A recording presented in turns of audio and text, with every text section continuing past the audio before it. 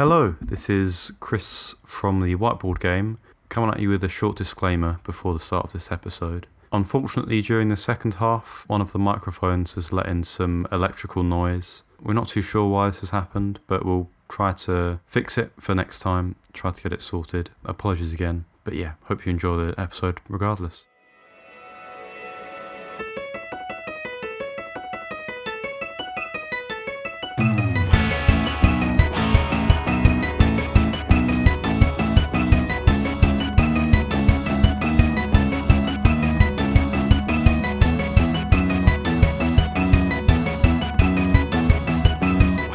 In this month's episode of the Whiteboard Game, the boys discuss their 2023 categories.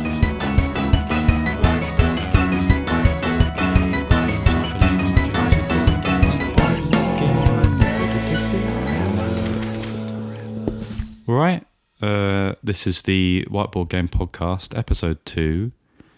My name is Chris.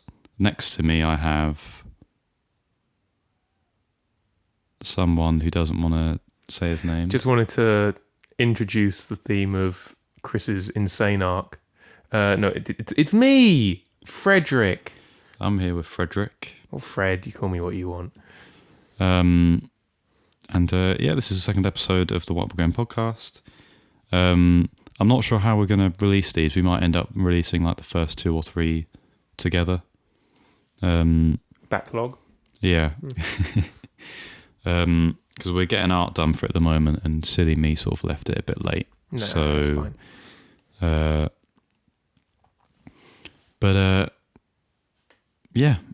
I guess what's been going on with you? Wow, okay. What's been going on with me? We've both been unwell. Yeah. That's something that's caused the postponement of this game significantly. It's meant to be monthly. Yeah. So this is January's game, and it's happening on the 16th of February. Mm-hmm.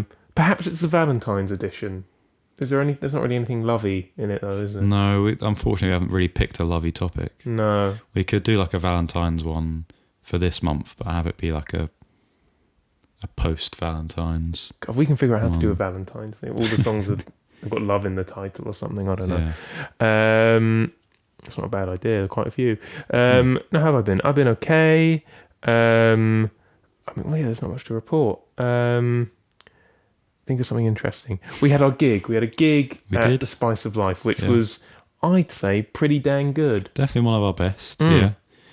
It's very fortunate that I was able to do it, really, because I got COVID at the start of the week and presumed that I wouldn't be well until about now, really. Very nearly a solo show. Yeah. But by some stroke of miracle, I started testing negative after a couple of days. So it was more like 4, but yeah, pretty miraculous. But anyways, the show. It was really good. I think it was probably one of the first ones we've had where there were a lot of people there watching that we didn't invite. Yes. Yes. And that's not us saying we don't like that. That's us saying, that they were being pretty attentive. I hate building an organic audience. I hate it. Yeah, they were actually listening to it, and that was really... very receptive. Yeah, I mean, that's just an amazing feeling as well. So that was awesome. Not sure if there's anything more you want to add about that. Just a lovely venue. I guess a shout out to The Spice of Life, I suppose. Just a very nice venue. Yeah. They had a piano. We haven't done a show with a piano yet. Yes. That was cool. Have I got anything else to add? We've got another one coming up at The Spice of Life on the 14th of April. That's one that's booked in. If you're listening to this prior to the 14th of April and you happen to be somewhat near The Spice of Life in Soho, then why not come along? Meet us in the flesh. Yeah, they were the first venue that we've been to who, after we've performed, we've said, we'd be happy to play again. And they've instantly said, do you want to play on this date? We've been rubbish everywhere else. No one else has liked us. No. But, so that's really awesome. That's really, really cool. Going back to COVID for a second, we haven't. This is sort of the second time we've seen each other in like a month probably, because you got COVID sort of mid-January, late January, and then I think it was a few days after you were better. Basically, the day I was planning to come to you, yes, I tested positive. I want to clear this up now. We didn't see each other during that time. No, we're very good. We're very good boys. We were trying to be as safe as possible. We didn't catch it off each other. I don't actually know where either of us got it from. I've no idea. Well, I think I got it from church, but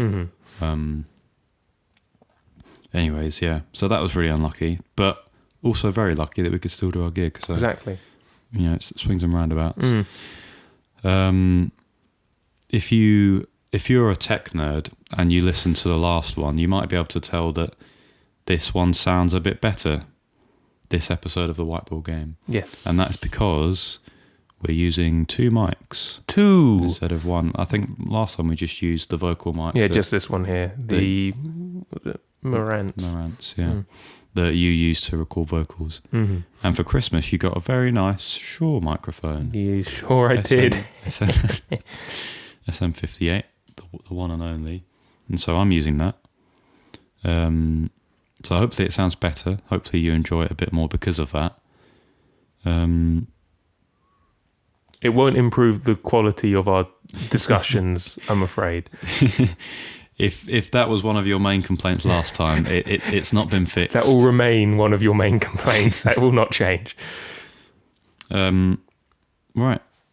We've spoken for 5 minutes. Shall we get into the game? Yes. I'll really start talking about it. So this week's one, or month's one, I should say. Would you class it as the categories one? I'd class it as a categories game, definitely. Yeah. Yeah. So considering this was meant to be the January one, we've gone over a lot of different songs from the past year that we've listened to. Not ones that have come out in that year, but ones we've listened to, ones we've enjoyed, ones we haven't. And we've put them together in a list, and they all fit within a certain category. So, do you want to go over the categories that you've sure, happily. Chosen? So it's sort of semi-randomized. We both just took some time to come up with as many categories as we could for all the music we listened to over 2023, and then pick 10 of them to form 10 extracts out of. And the 10 categories that I chose, this will make sense as it goes on, don't worry. I'll say them in a random order as to not give Chris any last minute hints. So I had one which is something by an artist who dominated my listening in 2023. So something by an artist I listened to a hell of a lot in the past year. One of my favourite songs that I listened to in general from the last year. Something associated with a vivid listening experience. Something I listened to on the way to or back from a rehearsal between myself and Chris. One of the most obscure things I listened to, which by its very nature is probably the hardest one. Music that I listened to last year that I feel reflects my 2023. One of my biggest disappointments. It's always sad to talk about music being disappointing, but it does happen. Something that had the best lyrics. What else have I not said? Something I wanted to talk about but never got the chance to because the stipulations we put on the games didn't allow for it, perhaps. And then there's also a Joker, but I'm going to let you talk through your categories and then come to the Joker and explain it. Okay.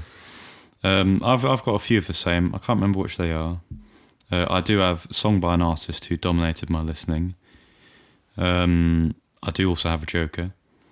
Song with personal value. I don't think you use that one. I didn't know. But music means nothing to me. Hopefully that makes sense. One of the most obscure things. An album that depreciated, someone I liked, and then over the course of the next few months I sort of stopped liking. Song I wanted to talk about but didn't get the chance to. We talk about music a lot, so that probably upon first listen seems a lot weaker than some of the others, but we talk about music a lot. So album that I was surprised I liked as much as I did. Song that inspired an Idiot Twin song That'll be an interesting one. We're Radio Twin, by the way, just to clarify that. If you didn't know that already. Something recommended to you by someone else was my last one. So, yeah, I guess without further ado. The Joker. The Joker, yes. That's a good point. We should describe that, never mind. So The Joker is a song that we haven't, either we didn't discover in 2023 or we wasn't really important to our 2023 listening. So hopefully that makes sense. Anything more you want to add? I guess just very briefly, we can recap how it works, I guess. Yeah, that's true. So we each give each other 10 extracts, about 30 seconds, 45 seconds, and we just have to guess the music. So we've got all our answers in place, and we're going to go through them now. The scoring that we use is name of the artist, song, genre that we're pretty lenient on. Yeah. And year that it came out, which, depending on when it came out, if it's sort of nearer to now, we'd be a bit more lenient with the time scale, so you can be within a certain You don't have to amount. be spot on. Exactly, yeah. But if you are, kudos, and nothing more. Exactly. You don't get any more points. Just pride. All right, I think that's everything. Cool. So we'll get into it, I suppose. Cannot remember for the life of me who answered first before. I normally check this by now. So it was, I think it was me who answered first last time. Yeah, it was. Okay. So first up, to embarrass himself, it's me. Okay, so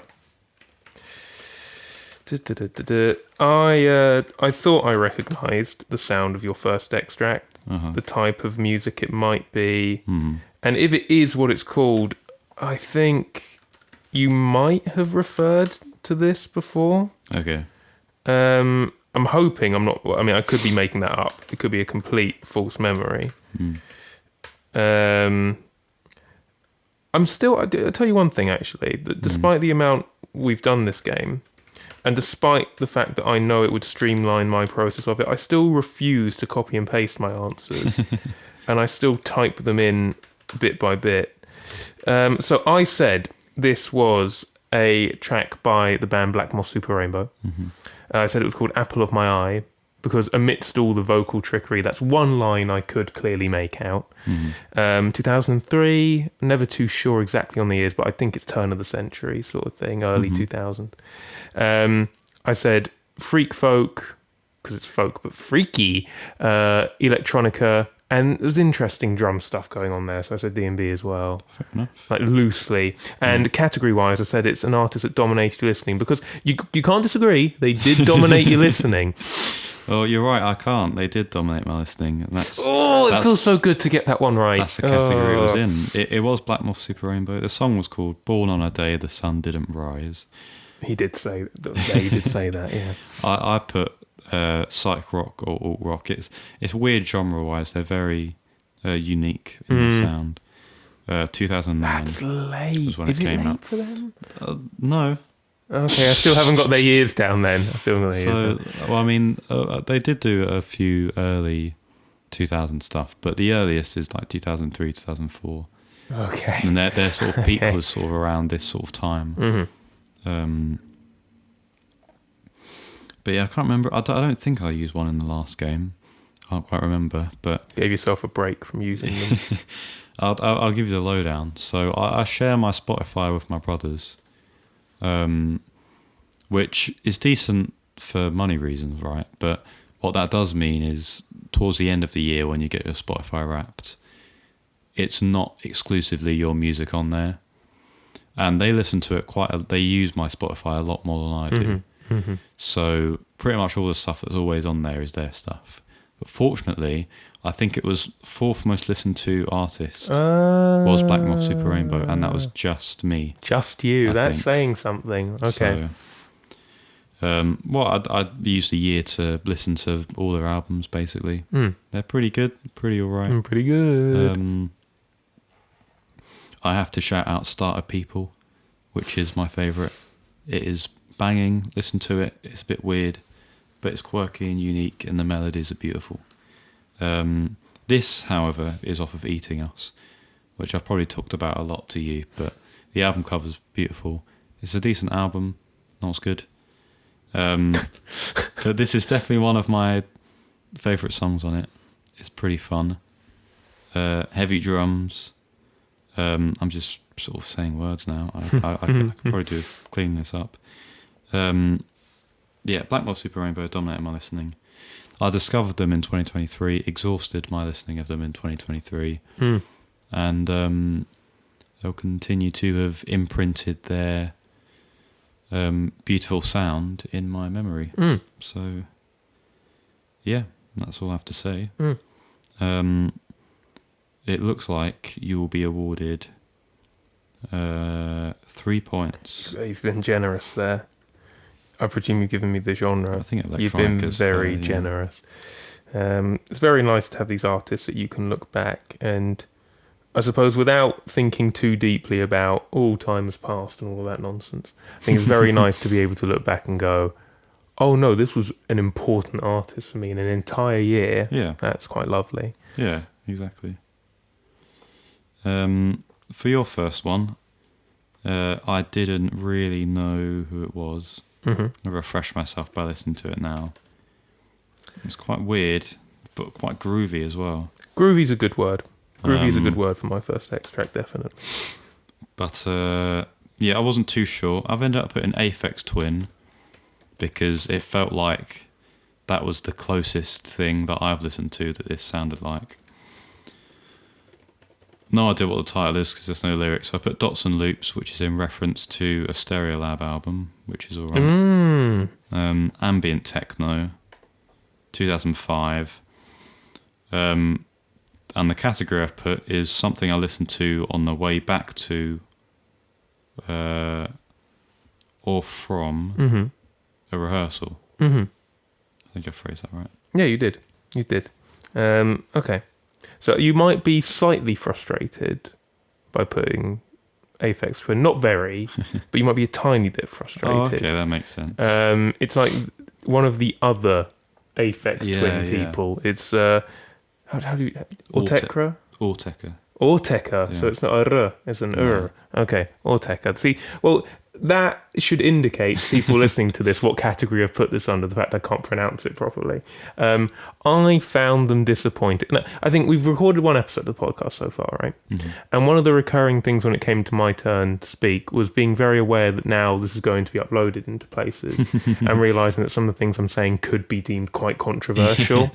I understand that these guys have a loving fan base. So for me to describe... Because what I have done there, and I'm going to stick to it, I haven't just described this track or the album it's off of as disappointing. I have described them as disappointing personally, which is bold. I tried listening, I think I listened to 4 of their albums. Okay. Well. Which I think is, I've given them a good chance. I've stuck with them. Maybe IDM just isn't for me like that. Probably. Maybe that's what it is. This is a nice one. I don't mind this one. Montreal is the name of this track. 1994, genre I said IDM, and it's IDM. Disappointment. That makes sense. Maybe it's just not for me. I think that I found that sometime... Oh, excuse me. Voice is gone. I found that sometime... That's the Orteka fans are getting to me. Poison the air. That certain tracks maybe just went on a bit too long without development for me. I understand that within IDM maybe it's more just you get caught up with the groove of it. It doesn't need to be constantly moving about. I don't know. It just wasn't for me. But I did try 4 albums, so I think I deserve to not be told off. That's more than anybody would listen to if they didn't totally like what they were hearing. So exactly. That's pretty good. But as it's disappointment, I don't have much more to say. I'm going to give you 1 point. Oh, that's very kind of you. Thank you. I think ambient techno is effectively the same thing. Is that also controversial? It's quite similar. A lot of Aphex Twin's first album was ambient techno, and I guess you could probably also call it IDM. So I think that's quite fair. Okay, so we come to Chris's second one, which I can sing to you right now. I know it. Everyone knows it. Most people know it. It's the one where they go, dream, dream, dream, Dream, dream, dream when I want you. Whatever it is. It's a nice one, yeah. It's a beautiful song. Currently used in, well, at least here in the UK, in Dreams adverts, the bed company. Oh, I didn't know that. That's not why I know it. I had to sort of process of elimination this one category-wise. I doubt that it's... I'm looking at this now and I doubt that it's this because I reckon you probably knew it before anyone could have done this. Mm-hmm. But I've said recommendation because that's just how my answers worked out earlier. I didn't remember what they were called. I think it's the something brothers or something other. I put two white guys because I can see the picture of them and they are two white guys who are maybe brothers. Yeah. I just said dream. Mm-hmm. It might be dreams plural. 1960. I don't know what to call music from that time period, to be honest with you. I also don't either. So I said soft rock. And I said someone recommended it to you. Okay. Well, you're on the right lines. Oh, no! It's by... They are brothers. And they're two white guys. The Everly Brothers. It's called All I Have to Do Is Dream. I put pop, soft rock. I presume this sort of music was very popular. Of course, it's personal value. In the late 50s. Yeah, 1958. This is a song with personal value. I've probably, well, because you said of course, I presume that maybe I've mentioned why this song is of personal value to me. So I lost my grandma this year. You did. Which is very sad. Mm-hmm. But in the funeral, they played like a slideshow of a lot of old pictures and stuff, and it was very lovely. And they used this song in the background. It's beautiful. And I'd heard it before. I think you used it in a whiteboard game quite a long time I ago. actually think I have. That makes me even more frustrated. So I'd known it from then, and I quite liked it. It's a very beautiful song, very lovely, very lovely harmonies as well. They do them very well. I don't have much more to say. I do know that I think there's two popular recordings of this. Okay. Because the one that they've got on Spotify, which is the one that I've been listening to, is you can tell is audibly different from the one that I remember you using in the whiteboard game before. Mm-hmm. So I tried to use the one that you didn't. Okay. And maybe that's worked. Maybe it's tripped you up a little bit and you've misremembered. I just couldn't do it. I don't know why. I just couldn't do it. But yeah, that's a song. It's nice. If you haven't heard it, I presume you probably have. But if you haven't, give it a listen. It's very beautiful. It's lovely. But yeah, now I have even more reason to like it for a nice. Well, I suppose a lot of people wouldn't call a funeral a nice memory, but it was a very lovely slideshow and very lovely to remember her life. And, no, completely. Yeah, so it felt fitting to use. I presume that you'd probably get it, but so fortunate you haven't. But yeah, song of personal value. I'll give you. I'll tell you what. I'll give you 3 points, and the points are coming from half a point for the name, half a point for the title, and then points for the genre and year. You're giving me half a point for thinking that they were brothers. Well, I'm also giving you half a point for just saying dream. So I think maybe it's sort of 3/4 of a point for dream and a 1/4 point for saying that they're brothers. Right? Are you sure? Yeah. Okay. I can't see it being fairer in my eyes. So I would have given me 2. But if that's, I'll accept graciously. Thank you. I'm very glad you chose that one as well. I think not intentionally we can get a bit bogged down by just choosing music that's sometimes a bit bleak or or the interest comes from it being experimental or how it sounds or whatever. I think on this game we don't often have something that has something warming attributed to it. So I'm very happy you chose that. That's true, yeah. Okay. Oh, this is a tricky one. I still don't really know. I initially had Rush down. But as I've continued listening to it, I thought that's not the lead singer's voice, is it? It is sort of Cockney.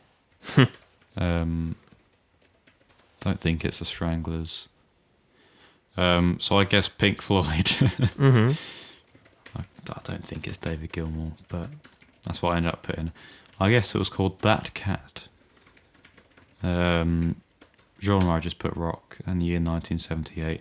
I don't think I've done very well here, but I guessed it was your Joker. I had no reason to. It's just sort of one of the later ones. Okay. Well, give yourself a pat on the back. Oh, wow. Because it is Pink Floyd, but it's not Gilmour. Oh, it's Syd Barrett. Welcome to the Syd Barrett years, Wow. yes. Again, gonna get the controversy out of the way. The Syd Barrett years aren't as good. Done, finished, whatever. He's got a very sad story, fascinating story that doesn't relate to the music. I'm talking just about the music. It's not for me. I don't think that's that. I'd say quite a lot of people probably agree that more 70s Pink Floyd they probably prefer to late 60s. So enough has already been said about things like "Wish You Were Here" and "Dark Side of the Moon" for me to not have to add anything to it. But it is a time period of Pink Floyd for me which did just sound to me like another 60s, early 70s psych rock band. It wasn't necessarily unique for me. Yeah. Still, it's not bad, but I do think they come into their own as they develop on. Oh, definitely. So this was an analogy that, of course, you'll mostly get. I've got the answer. It's Pink Floyd. It's called Lucifer Sam, 1967. Psych rock or space rock. It's off, was it Piper at the Gates of Dawn? Okay, is that the one where it's got all their faces on it? Yeah, and they're all wearing red and stuff. Yeah, it's the first album. And this is something I listened to on the way back from an Idiot Twin rehearsal. Now, I don't know if you remember, Chris, there was one time where a bus never showed up. About to say, yeah. And I actually probably waited, because I'm very stubborn. And I thought, if I do wait for a bus and I get on the bus, I'd rather do the bus because it's a slightly longer journey. It doesn't risk me getting on a tube at any point. I can listen to more music. Even though it was already late and it was dark and it was cold, I didn't care. But then I started to get frustrated because I must have been waiting for at least an hour. Wow. And then I decided to just go into the station right next to this bus garage. And it took me another, 20 minutes to wait for the first train back into London. And I listened to this on that train. Fair enough. So it's a particularly memorable journey, I suppose. And yeah, it's all right. If you want to do all the Pink Floyds, don't skip them. But for me, they're not as good. Okay. And that being said, after a very impressive Syd Barrett Pink Floyd play, I'm going to give you 2 points. Well, thank you. You're welcome. I think that was a very, very lucky guess with Pink Floyd. No, you smashed it. So I was basing it off of things that I didn't really hear in the track. Oh, okay, hang on. No, sorry. I think that would be cheating. I've just remembered a name I wanted to put down for this, but I'm not going to because it's too late. It's too late. Okay, sure. It's cheating. I'll tell you what name I was really searching very hard for, but I think it's wrong anyway. That has only just come back to me. Is, what's his name? Conan Moccasin or something? That kind of sound. Okay. Because I don't remember exactly what his style was, but I just remember it was kind of weird. And so for that reason, I've gone for someone whose sound I can never properly nail down without having listened to any of his stuff. And that's Ariel Pink. Okay. I just couldn't put my finger on it. Similarly sort of weird artists. Yeah. I said it was called Waiting for You, 2011, Funk, which is a really hefty simplification. I said surprised by how much I liked. Again, how much you liked. Again, down to Process of Elimination. Yeah. I'm going to give you a chance here to change it to Conan Moccasin if you want. I'm going to give you the choice. If you really want to change it, you can. I am going to, because it's who I wanted to put down. And if it does turn out to be Ariel Pink, I would have got it wrong if I had chosen my actual thing. Okay. And that's the way it's going to go. I will live with the consequences. Well, it was Conan Moccasin. Yeah. Very good. You've been far too kind to me there. Yeah, so it's Conan Moccasin. The song is called I'm the Man, that will find you. I put psych rock, indie rock, because it's sort of that. I guess maybe a little reminiscent of Tame Impala stuff. Yeah, a tiny bit. Yeah, but around the same time period, or even the newer MGMT stuff, which I'm pretty sure Conan Moccasin did some some work did. for. You're right. So, yeah, 2013 is when it came out. This is off the album Caramel, which I'm not sure if you remember me talking about. I do have faint memories, yeah. I did like it a decent amount when I first listened to it. It was sort of high on my sub-topster. I feel like every time we do a game, the topsters are always going to get some sort of mention. Of course they will. I don't think there's a way around it. But since then, he's sort of dipped off, I think. The next few times I listened to it, it wasn't really grasping me as much as it did that first time.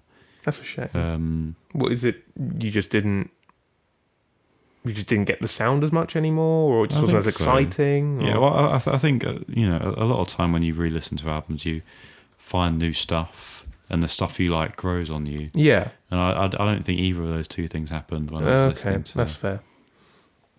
That's not me saying it's bad. I just found that after 2 or 3 listens, I didn't care for it too much anymore.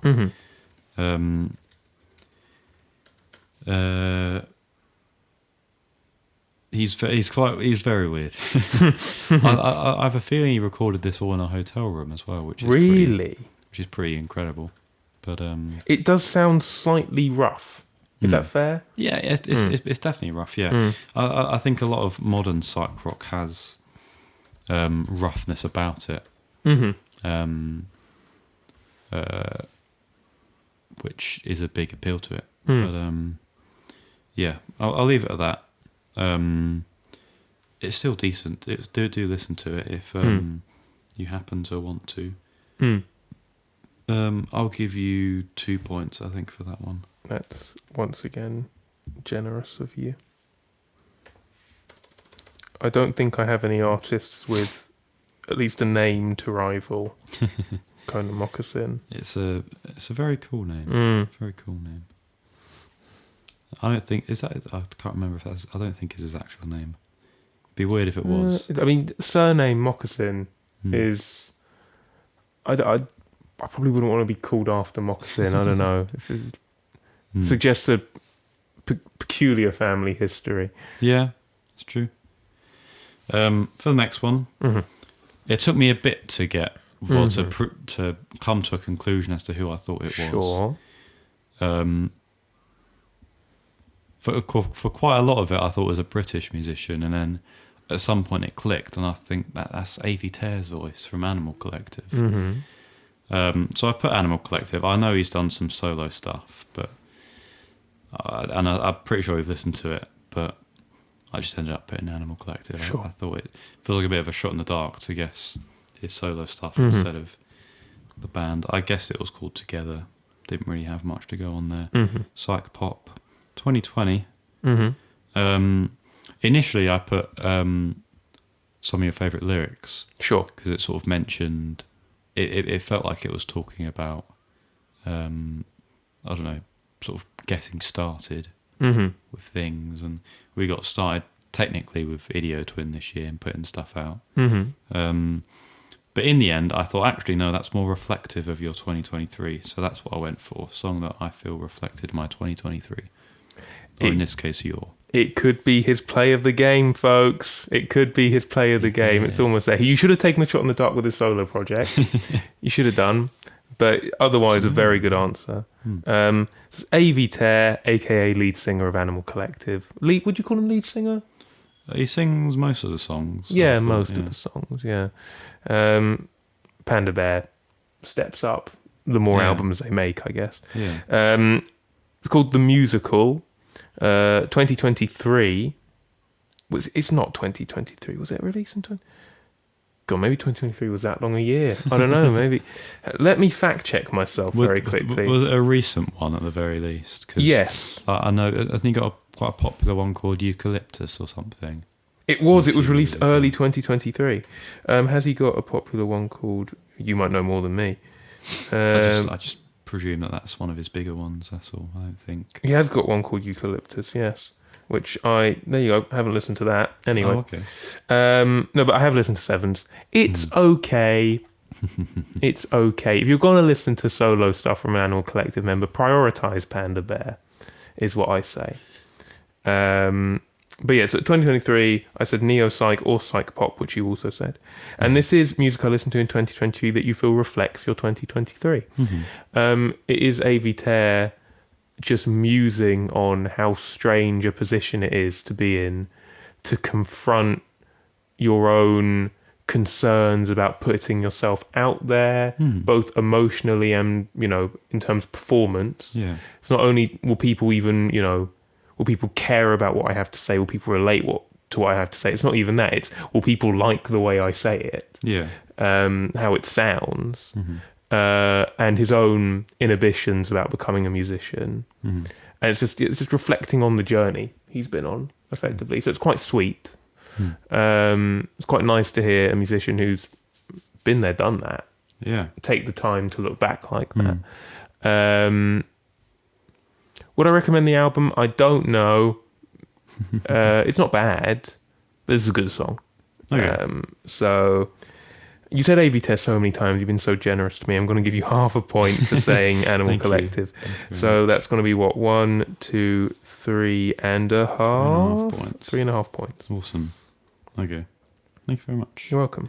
Okay, so this is your fourth extract. Are we on? Yes. Yeah. Okay, so I've tried to logic this, which is obviously what you try to do with all of them anyway. But this one was a rappity song about food and cereal. And I know an album that you like about foodstuffs. And because I was listening to the voice, and I don't even think it's this guy anyway, it didn't sound like them, but I also didn't know what voice it was anyway. I thought maybe it's a feature, or maybe there's just some, you know, effects going on or something. So I said it was Mr. MF Doom. Yeah. I said it was called Captain Crunch, the American brand of cereal. 1996, I just said hip hop because, again, I'm lazy. And I now know it's not this, but I did say personal value. Cool. Well, not quite right, but I cannot believe it. It was a song that the first time I heard it, I thought this is going to get used in a whiteboard game at some point because of how hard to gauge who it's by. But it doesn't even sound like some songs they make sound like, you're about to find out who it is, but some songs these guys make sound like them. Yeah. Because it sounds like chopped up and stuff and layered. Yeah. This just sounded like a hip hop song. Well, that's the thing. Well, this is the Avalanches. It's a song called Noisy Eater. I put hip hop from 2016. It was off of their Wildflower album. Which, to be fair, it's sort of the one you get to and you think, yeah, this is completely different in vibe to everything else. Okay. So it's very out of place, but it's cool. It's rapped by, have you heard of a rapper called Biz Markie? Yes, about 10 seconds ago. I think he had quite a few popular, or one or two popular songs in the early 90s, I think. I think he was, I'm not sure, I haven't heard his stuff, but I have a feeling he was more of a pop rapper. Okay. Maybe a little bit like someone like Skilo. Oh, one of my fun, personal favourites. Yes. Fun sort of rapper. It's very fun, this. Yeah. I liked this a lot. But it's cool, he's come back on this. Funny you mentioned MF Doom. He's got a verse on a song earlier in the album. Well, On a song called Frankie Sinatra. they wouldn't get it, and they didn't get him on the food one. It's boggling. Yeah. Well, the category that I put this in was album I was surprised I liked as much as I did. Because I'd listened to Since I Left You it was a couple of years ago or so. And I liked it. It's good. It's a very good album. And I knew that this album, this is off of Wildflower, Sure. is not as heralded as that one.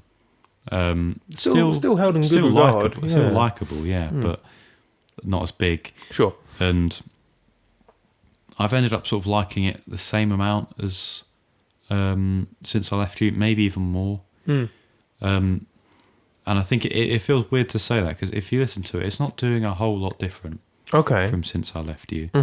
But I think what it loses in innovation, it makes up for in just atmosphere and just how beautiful it is. Nice.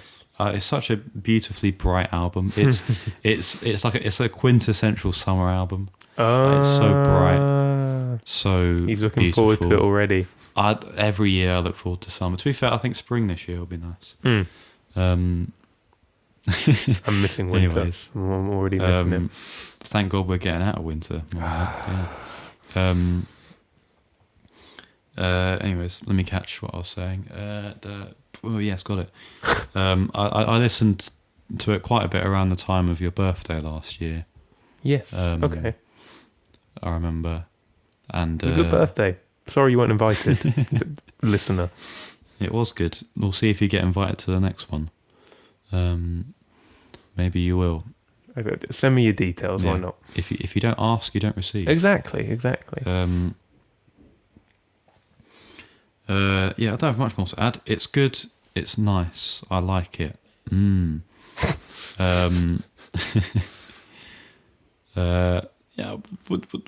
I say it needs to be, looked at on the same level as Since I Left You? No, I think Since I Left You is undoubtedly game-changing, groundbreaking, innovating.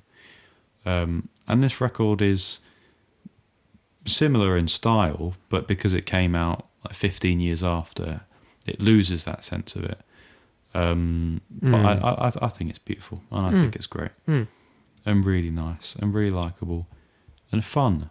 I think that's the main takeaway from Avalanche's stuff. Is it's just fun. This is what I get from whenever you talk about it. Just in general, a really fun time. Yeah. So listen to it if you haven't. Maybe you will. But I'll give you a point for that one. I will accept the point graciously. I'm not sure I've ever correctly guessed Avalanches. They continuously catch me They're out. a very hard one to guess, I think, because even within their sampling stuff, there's a lot of sort of variety, I feel. So, for your one, I was unsure. I was petrified. Of what it was. I remember we talked recently about an artist called Temperex, who had an album that I remember you didn't like one bit. So it was sort of... the extract you gave me is very bit crushed.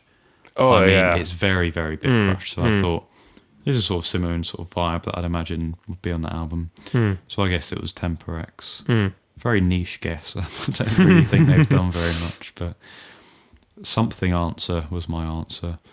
Indie pop / ambient. I don't really know where I was going with that. 2018. I guess it was one of your biggest disappointments, but from previous answers. From prior answers, I know that's not correct. But yeah, enlighten me. Okay, so I just want to say before I do put my answer in, if Temperex is listening, it's not personal. I just did not enjoy that, what's it called, like Care or something, I can't remember what it's called. It's an EP or whatever, I just didn't get it. It's not personal. Again, feel free to edit this out if it's too rude. Anyway, so this is Fred chooses one extract every game that Chris has no chance of getting whatsoever. And I'm sorry, but we put in an obscure round. I'm gonna pick something obscure. I hope you've done the same. So this is an artist called Hypergiants ASMR. Sounds like a meme, isn't? It's called Other People. Well, okay, I just haven't put the complete answer there. It's Other People's Secrets. Very whimsical. 2014, ambient or lo-fi because of how bit crushed it is. And it is an obscure listen. Now, shout out time. Don't know how many people it's going to be a shout out to, but there is an Instagram account called Amber's Albums. It's a very good music account, and every now and then she puts 100 blank albums to listen to. Wow. And I've spoken to you about this before. She did an ambient one. And this was one of them. And I've stopped working my way through all of them. I want to, but I had other things pressing me to listen. I think that's when I started re-listening to almost everything ever I've listened to. It was a very long process. I thought you were going to say you just didn't like the albums that were being recommended. No, so you just no. stopped. Most of them pretty decent. This is pretty decent. Yeah. Some tracks definitely better than others. This is a highlight for me. It's all very lo-fi, really bit crush the whole way through. It is just a very interesting ambient project. That's genuinely all I can say about it. Very cool cover. It's like a negative of some paper lanterns, like multiple paper lanterns. It's cool to look at. Yeah.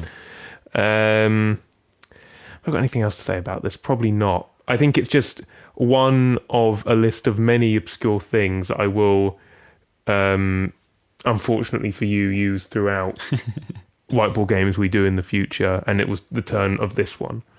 I don't know if he is on Spotify. I can see I you. don't think so. You're definitely on Bandcamp, but most people are on Bandcamp. I don't think so. We've got whatever this is. The Hyperjoy. There's a radio for it, but I don't really think that's anything.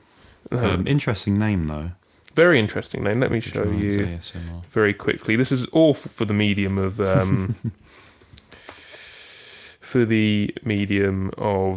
podcasts. But there you go. That's it. Oh, okay. That's really cool. But if you actually look, it says discography 132. This has got a good rating. Has got a good rating. Limited people have listened to it, at least on Rate Your Music. Yeah. But so many albums just started churning them out. I think that's what I have to say. I am going to give you 1 point. Thank you. I think yes for genre. Yes. Did you say you thought this was a good one or? Yes, it is one of the better completely obscure ambient electronic things I've listened to. Yeah. To be honest, I think most of the completely random ones I've listened to are pretty good. Every now and then I do get one which I listen to and think, you are doing nothing. And I say with electronic music, you've got so much potential to do whatever you want. Just, you've got a laptop, just bashing some sounds. And some just they're just so stale. Yeah. And I find there are some, for instance, vaporwave things which do nothing unique within the genre, which is difficult. I get it. It's an oversaturated sound. But I think there are just some, I think, it's just forgettable. Really upsettingly forgettable. I would say a good chunk of tracks off that one are not forgettable. And I'll leave the review at that. Fair enough. Right. I've gone for something weird. I had many thoughts about this. At one point, I thought it was Flying Lotus. I thought, but I haven't listened to that, and my understanding is he's just a producer. But then, what if he's got someone to sing on it? I don't know, because there are lyrics in this one. And then part of me thought, there's an album I've never listened to, but I think it is just instrumentals again. I think he's just an instrumental. Burial, is that it? Burial, yeah. Yeah. But then I've gone, it sounds like really clean production. And I know you like, is it James Blake? Yeah. That is either one of You've Got It, Fred. Or... Is I don't mind James Blake, but I can see where you're going. In truth, I haven't listened to a lot of his stuff. Oh, well, excellent. There you go. So this is wrong. But maybe I'm right that it's also the Joker. Oh, okay. Process of elimination, who knows? Enough. Well, firstly, with Flying Lotus, he has rapped on some stuff. Oh, that's before, interesting.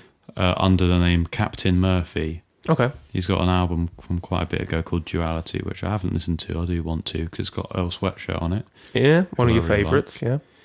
But this is not him. This is someone I've mentioned to you before. It's a song that I was planning on just letting you listen to yourself, because it's really good, but...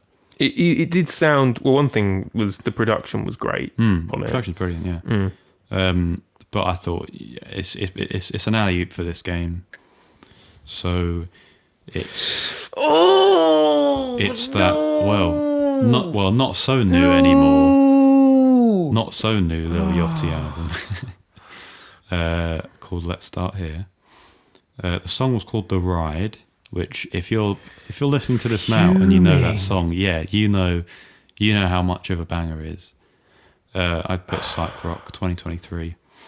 And I say alley-oop because pretty much in every breath that I've mentioned this album to you, it's been recommended to me by one of my friends. Shout out to you, Omar, if you're listening. I know you're not, but this is your fault, Omar. It's one that I'd heard for the sake of clarification, and whilst you sort of vent out your frustration, it's one that I'd known around the time that it came out, but never listened to really. And it was only until one of my friends called Omar reminded me of it and that he really liked it, I got around to it, and now I really like it. So that's it. I've played you a couple of the other songs. In fairness, I've gave you a bit of, no pun intended, a ride with this. Because I played you Running Out of Time, which is more psych rocky-ish. And then I played you Drive Me Crazy, I think it is, which is more soulful. And now I've thrown you back at the deep end with a very, very psych rocky one. So my apologies. But no, I've just given you flipping Hypergiant's ASMR. But yeah, no, I'll leave it there. I don't think I can award you any points here, unfortunately. That it stings, but it's fair. My apologies. You know what boggles me is that there are certain artists like the Avalanches that you've used on multiple occasions, or Lil Yachty, when who you have used, I think maybe for the last 2 games in a row. That I cannot, I just can't remember them when it comes to the newest game. But at the same time, in the same sitting, I can fish from the depths Conan Moccasin. I don't, it's my fault. I just don't get how yeah. You're just misremembering. I wouldn't beat yourself up about it. I'm going to beat myself up about it. Just listen to it. That's all we need to do. That is the solution, isn't it? Mildly fuming. It's only a game. It's only a game. Okie dokie. I need to and say I've given you such a simple one. I'm bottling it. It was a little bit of an alley-oop, but I think it was mainly an alley-oop in that you used this last game, I remember. The sound is very similar to the sound of the very last song, I think it was, that you used last game. So I went along the same sort of lines. I guessed Mount Erie, aka the boy Phil Elverum. I guess it was called Out the Window. Well, that was Erie. I said it at the exact same time. I'm listening back to the extract in my ear now, and I said it at the exact same time that it came out. That was really weird. Indie folk, I said, 2017, and I guessed that it was a vivid listening experience. So I remember you talking to me about listening to this whilst travelling to a friend of yours. So maybe this is an alley-oop, or maybe you've played me and this is going to be something else. So we'll see. Well, look, first things first, it is Mount Erie. It is 2017. It is, I'm going to give you folks, that's 3 points immediately. I have had a vivid listening experience with this.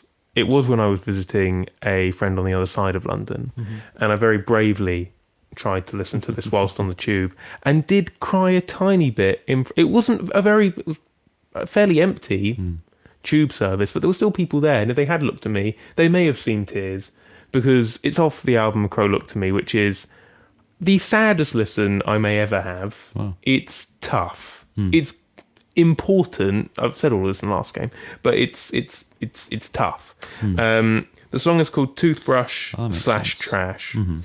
And it's some of the best lyrics, because the main thing for me, the reason why I love this album as much as I do, why I keep saying it's so important, is it is the truest depiction of grief I have found in art ever, I think. Which is why I think everyone needs to listen to it. If you haven't felt grief yourself before, firstly, you're a lucky person, but secondly, so you can get ready. Well, yeah, but Get ready. it helps you to, I think, if you listen to this and you hear this man put diary entries and he lays all the feelings and the facts of the situation so bare that you start to understand without feeling it yourself what it feels like. You can empathise better. Because whilst, I think you must have experienced this. When you're grieving yourself and people, they try to comfort you, and that's nice. But if they haven't felt it themselves, you can tell as they're talking to you that you don't get it. Which I'm not blaming anyone for, but you don't get it. Thank you for trying anyway. But then if you have felt grief, it's nice to know that there are people out there that get it. Yeah. At the same time. So it's good for both angles. I've chosen a track in particular, Toothbrush Trash, off the album, which has a lyric that does stick with me, some of the best lyrics. I've already spoken in the last game about, I think, the best thing on the album, that line where he talks about, you are the sunset. You are the sunset. Which is probably the one that got me on the train. But it's one of the ones that I find the most relatable on the whole album. It's near the start of the track, I think. It might be the opening line. And he talks about, to paraphrase, it's finally happening. It's this awful, crushing feeling that the pictures of you around my house are starting to replace what the actual memories of you are. Right. It's this awful feeling, because I have felt it with people where instead of remembering distinct things that I did with this person, some of them start to just be replaced by what I've got left instead. Yeah. And there's nothing you can do about it. It's horrible. And the whole song is an exploration of how much of this do I hold on to, or do I just let the process happen? Because he's saying, I finally took this bin in my bathroom out full of all the last bits of rubbish you created whilst you were alive. It's just been sitting there, but I had to take it out now. And am I saying goodbye to a bit of you in doing that? What was happening? Right. This will become lighter. I've finished talking about this now. It's just I really need to illustrate how vastly important the thing is. And if you are brave enough, because it is that, I probably wasn't brave enough, but I did it anyway. Please listen to it. I will end it there. Please listen to it.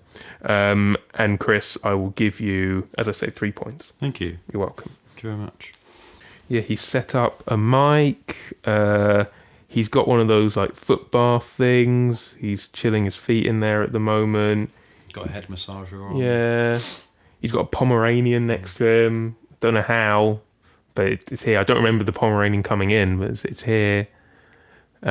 He's also set up a rifle in front of him in case anyone tries to break in and steal the equipment. In case I lose. Yeah, he's got one at the door and one pointed at me. So we'll see. We'll see how this goes. Right, I'm hoping I can make amends for missing at least one alley-oop you've provided me by capitalising on this one. Okay. There is a Japanese ambient musician that we both like a lot. And his name is Hiroshi Yoshimura. And whilst my favourite album of his is called Wetland, your favourite album of his is called Green.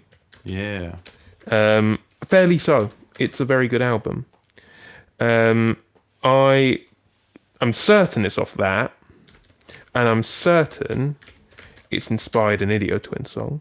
And I'll let you talk about that if that is the case. I said 1984, ambient new age. And I can't remember exactly which track it is. I said Sheep. Okay. I mean, you're very right with that. I think that might be 5 points, actually. Oh, donut to 5. Donut to 5 points. I'm trying to think of a football comparison to absolute bottom of the barrel to dreamland success. You know that game where Newcastle were 4-0 down to Arsenal?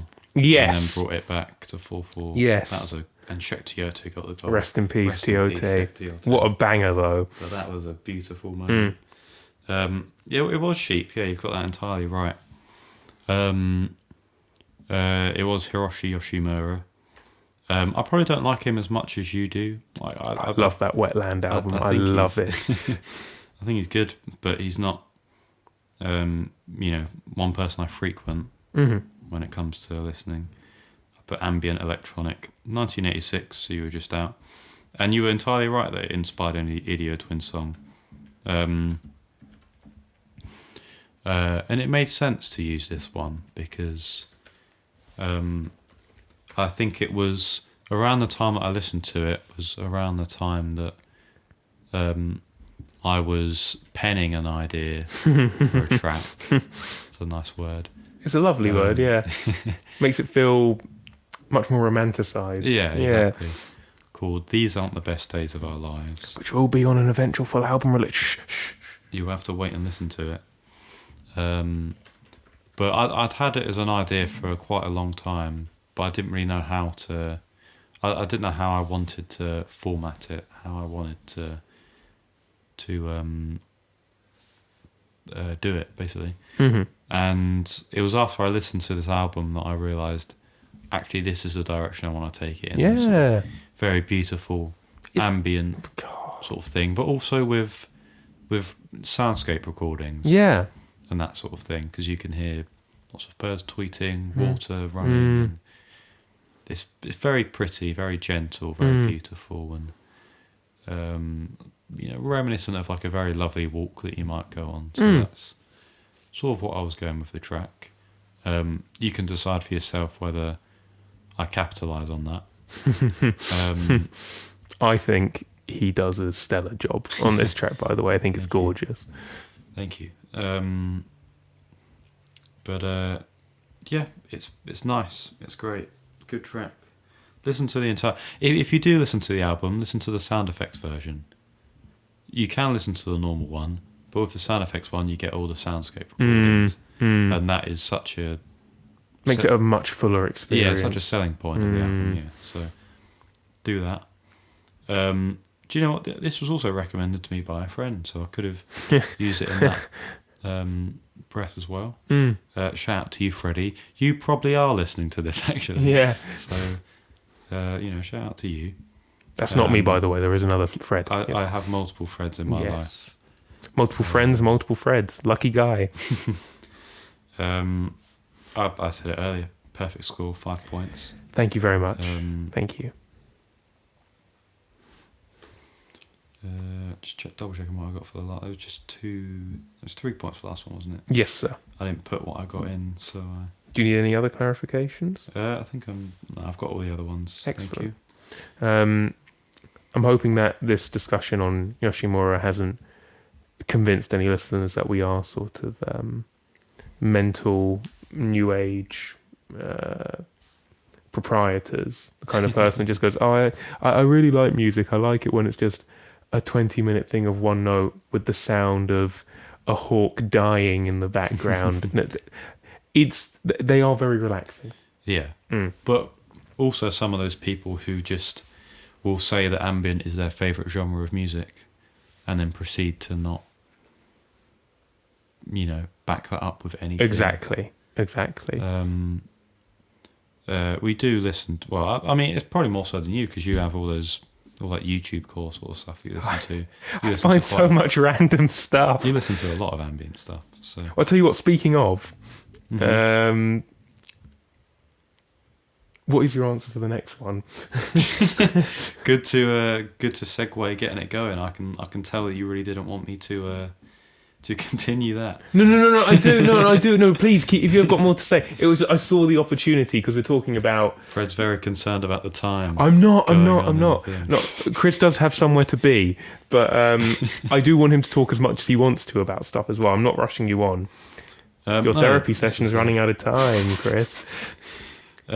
No, this was a what is it sort of like ambient?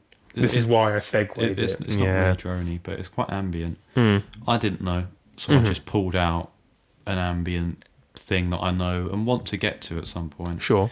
So I've put Boris Flood, that popular Japanese album from the early 2000s. I don't have any faith in it, but mainly because I listened to maybe a couple bits last night and it was not what I was expecting whatsoever. Is it not quite heavy? or am I making that up? Well, I think it's decently diverse. Okay. So, reminds me a little bit of Cornelius, another Japanese artist whose music is fairly diverse. Now that has stumped me. I've never heard of Cornelius. I only know of Cornelius because, again, my friend Freddie recommended an album to me called Phantasma, and I'm pretty sure he only recommended it to me because we had an inside joke that I really like Fanta. You do. That's true. There you go. You built some.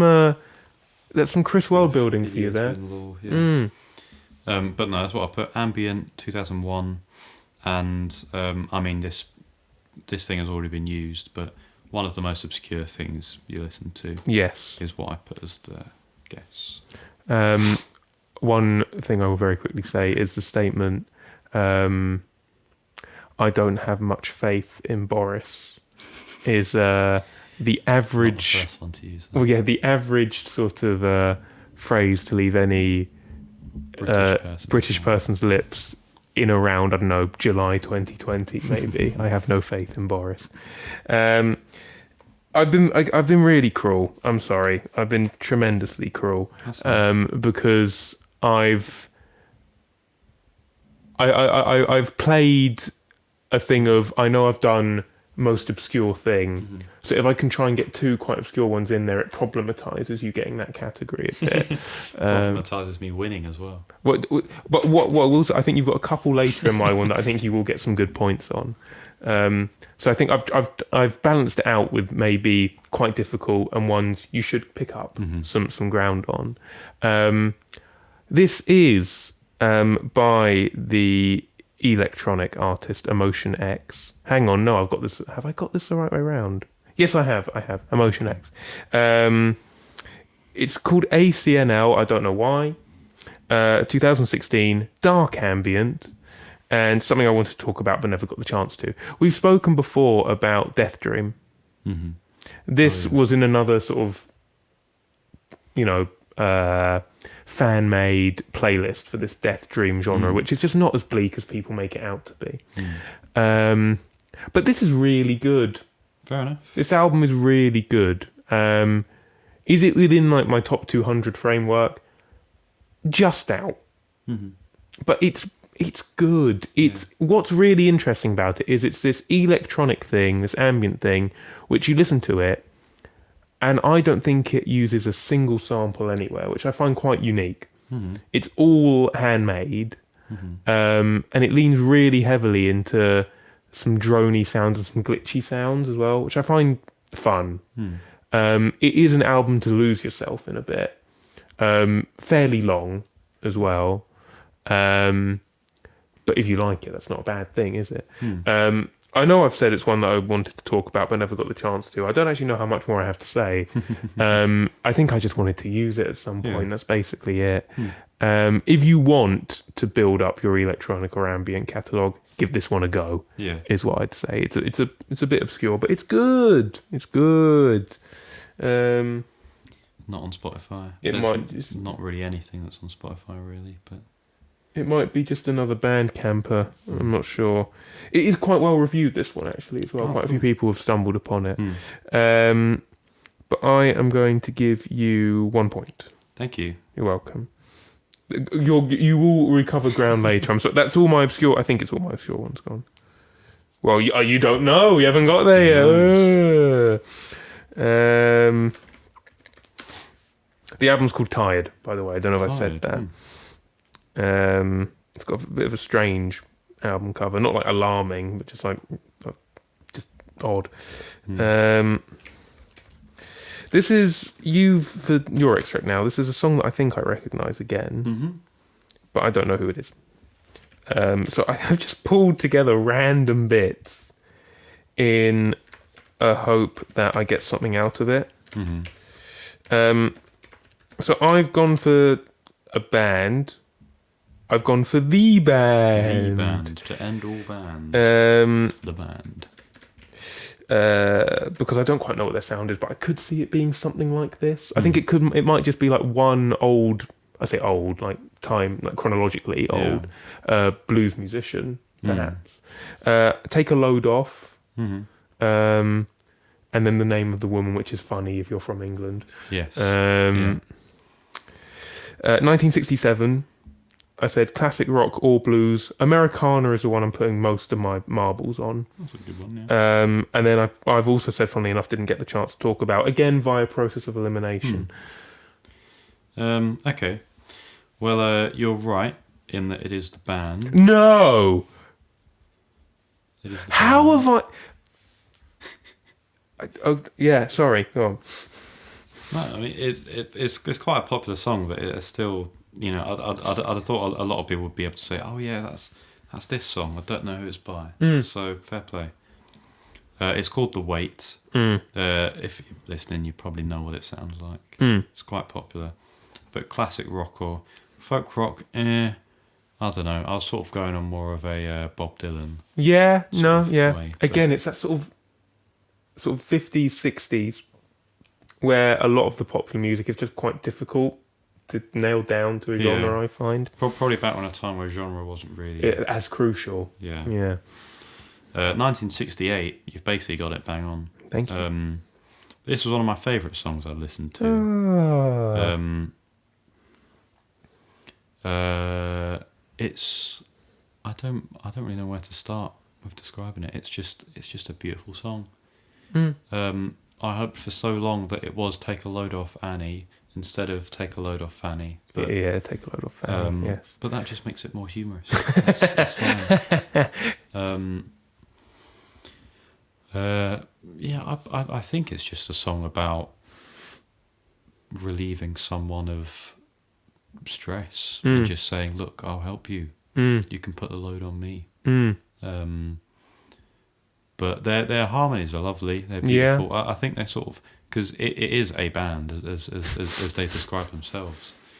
I think they take it in turns to sing that's cool. bits of the song. That's cool. Which is nice. So they all get a little verse each. And it's very lovely. Very beautiful. I think they're Canadian, which is cool. I think you might be right, yeah. It's a useful one to use in a country quiz. But yeah, it does have that very sort of American rocky sort of classic rock, blues rock sort of sound. But I think, how did I come across it? I think I listened to the album that this is off of called Music from the Big Pink. Okay. I think something like that. It's got Big Pink. It's got a cool cover with a lovely little sort of drawing. Okay. Very folky.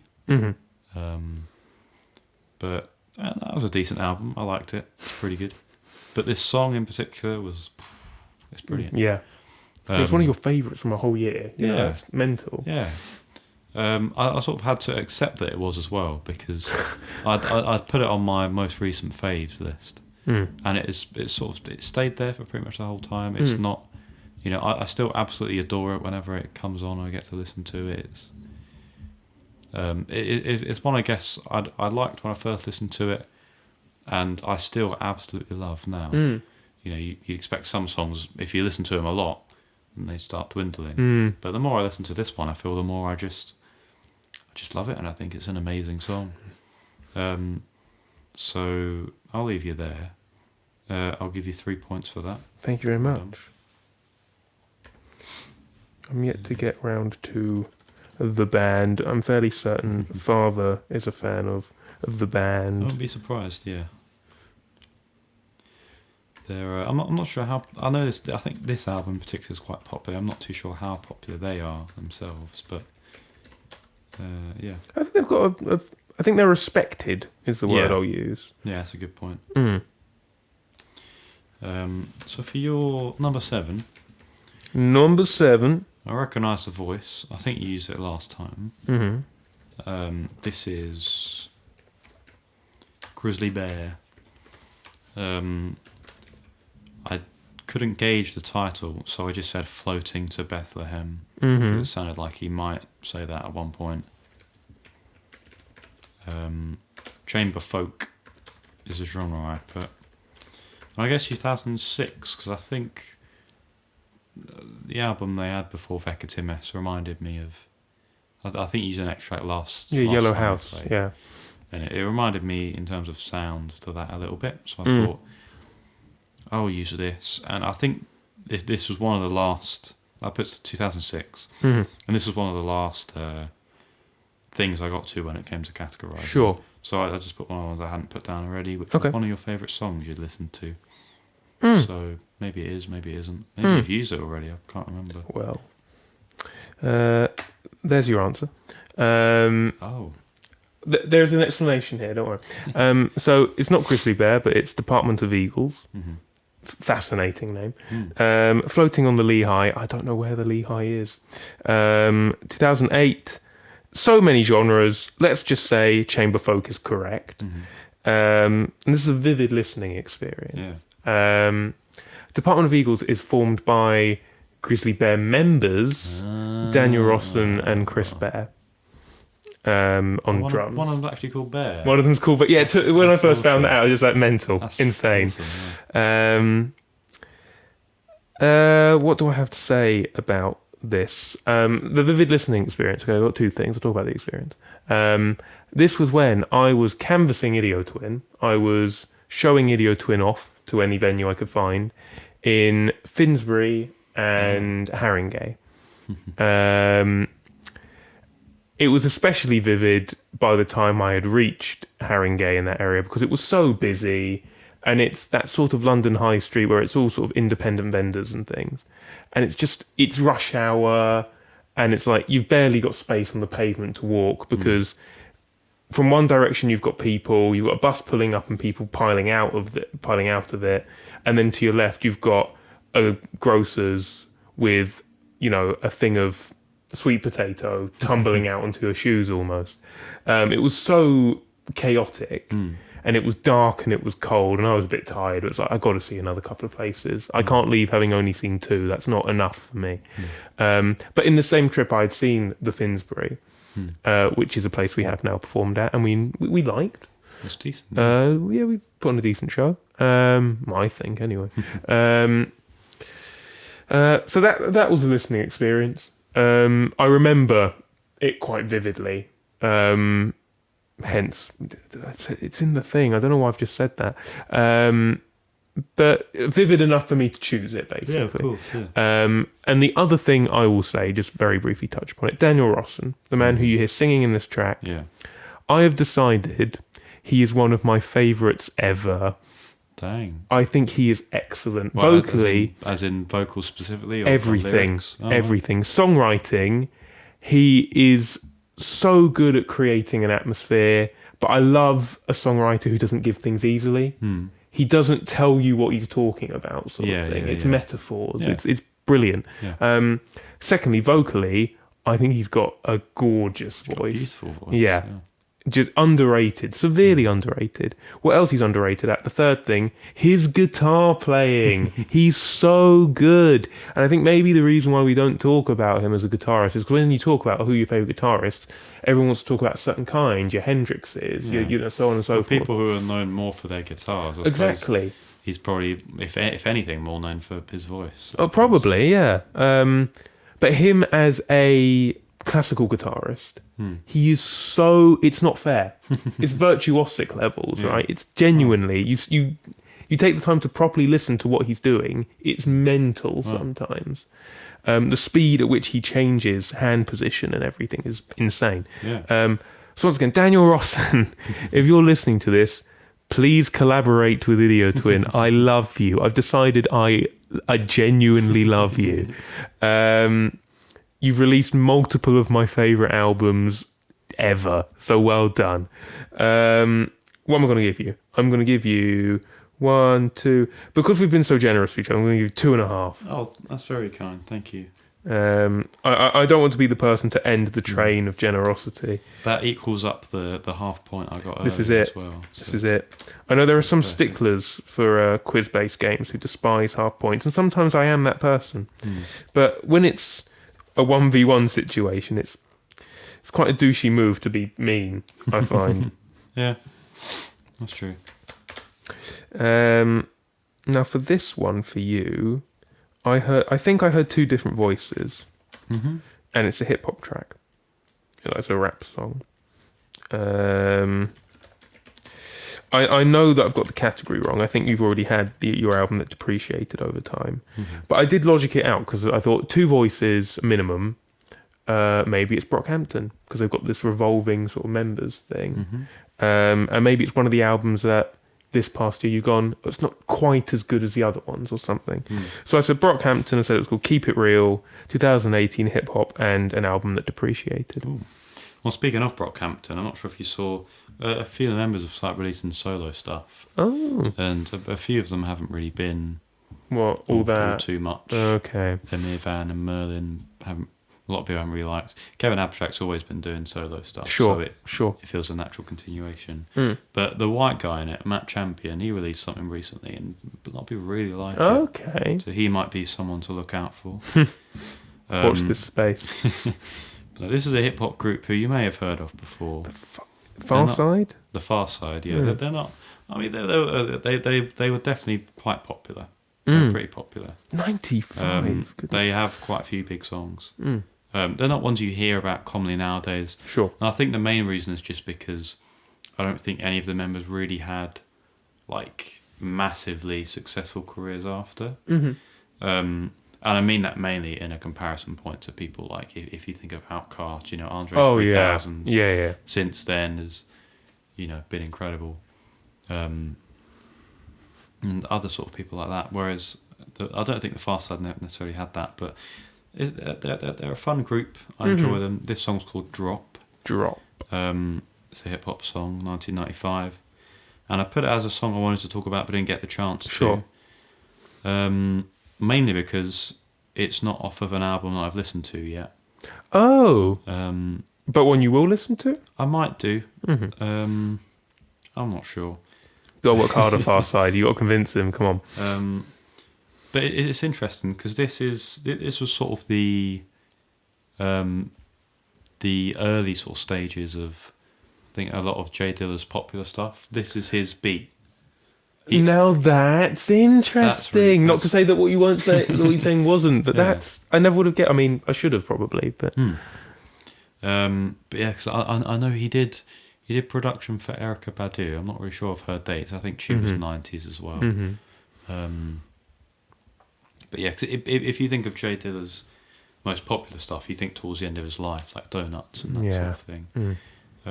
So it's really cool that he did this track. I think the instrumental is the thing I like the most about it. Yeah. It's I can't remember what it might. I think it's a harp actually, but like a reversed harp. And it's really so cool.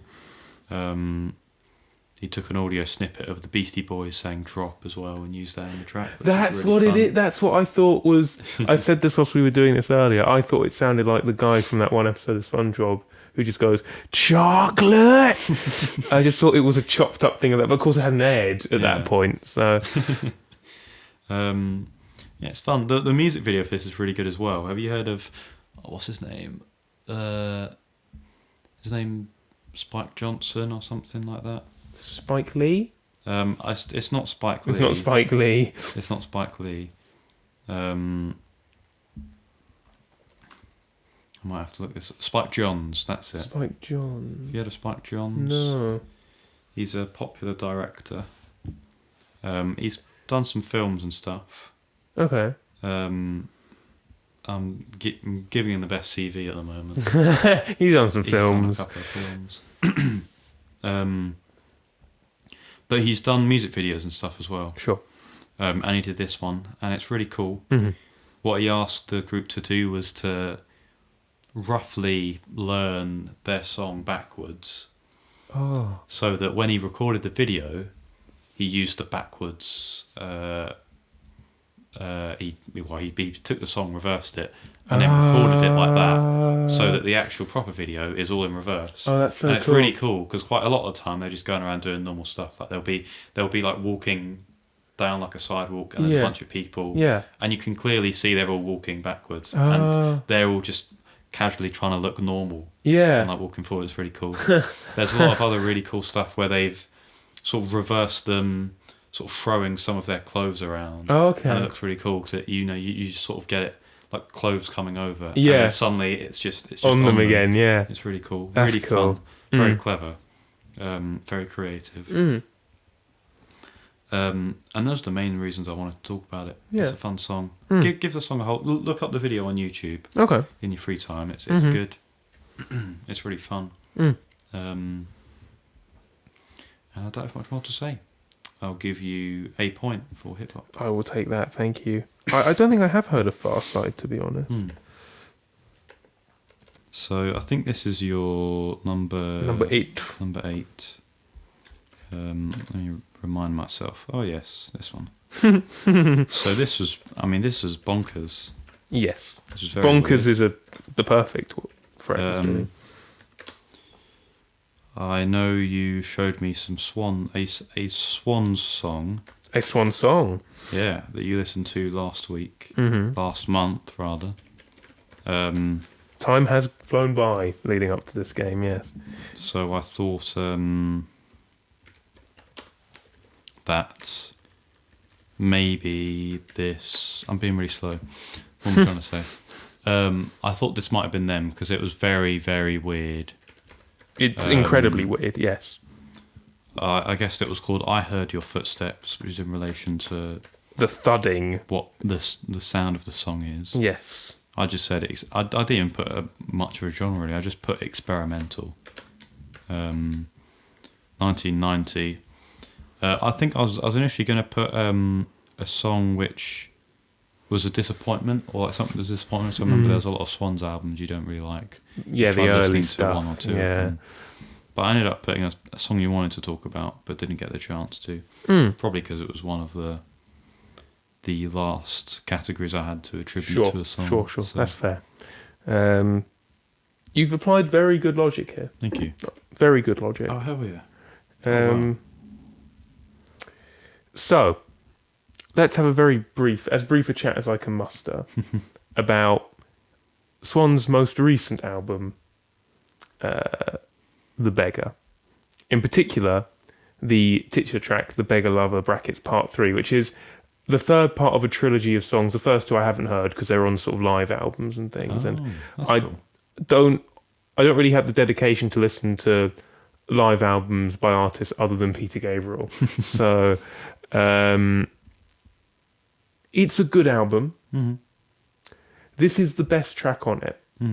And I think that's remarkable, especially when I tell you that this one is 43 minutes long. Wow. It's a 43-minute long piece of music. It's insane. Wow. And I was going into it, and I kept talking to people, saying, I spoke to my dad, and I kept saying, "There's no way that this can justify being this long." I've enjoyed what this band has come up with, but 43 minutes just seems excessive. Every minute is worth it. It's ridiculous. Yeah. It's mainly an instrumental. It's like 95% instrumental stuff, but it progresses through multiple different sections, and they grow and they ebb and they blend into each other. And then in the middle of it, you get this bit where it's Michael Gira just making groaning noises while someone does this to a desk. Right? That's what it is for about 2 minutes. Yeah. And I love it.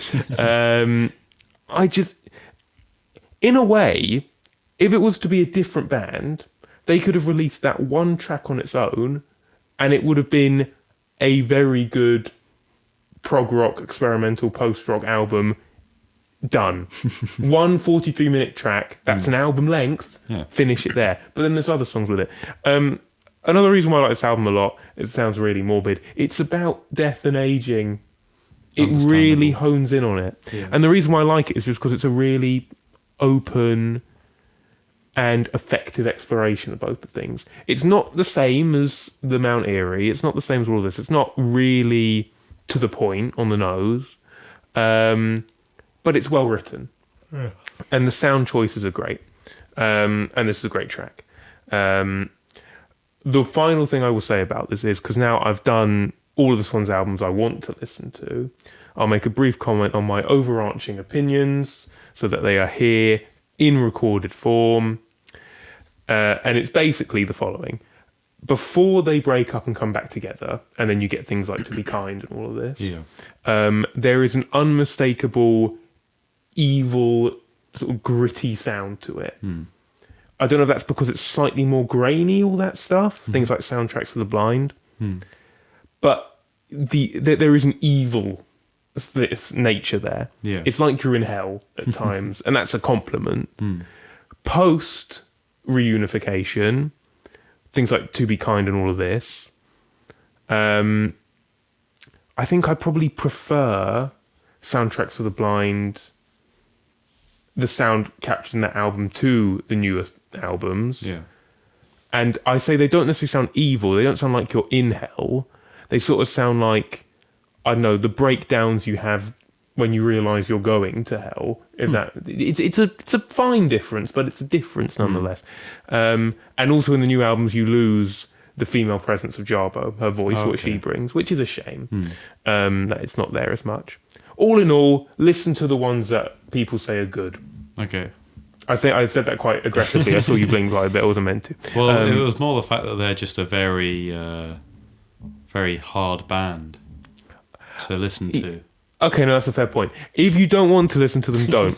Some of it can be quite a difficult listen. If you have a knack for heavy stuff, experimental, weird stuff going on, stuff that will make you feel a bit unwell at times, I suppose, as well, then give it a go. And if you are, focus on the albums that people say are the better ones, because I'd probably say they're right. And that's it. Swans talk done. I'm going to give you 2 points. Thank you. You're welcome. Yes. I now have significantly less to say about everything else. Don't worry. That was cool though. I think, what was the first, you used a Swan song last time, I think? I must have used something off of Soundtracks for the Blind. I think you used Her Mouth Was Filled With Honey. I love that one. It's evil. Again, it's another evil song. You made me listen to it, and I also think it's really good. It's very, very cool. Cool. Going on to... Yes, your penultimate one. So, in the past games, I've overthought when you've included these guys. And I'm not going to overthink it this time, because I think it's them again. Okay. I think this is Godspeed You Black Emperor. I think it's called Sleep. I don't know if it is called Sleep, but I know that's a song off of Lift Your Skinny Fists. Yeah. Post-rock, because that's them, 1999. I said it's one of your favourites. Okay. Because they are one of your favourites at the moment.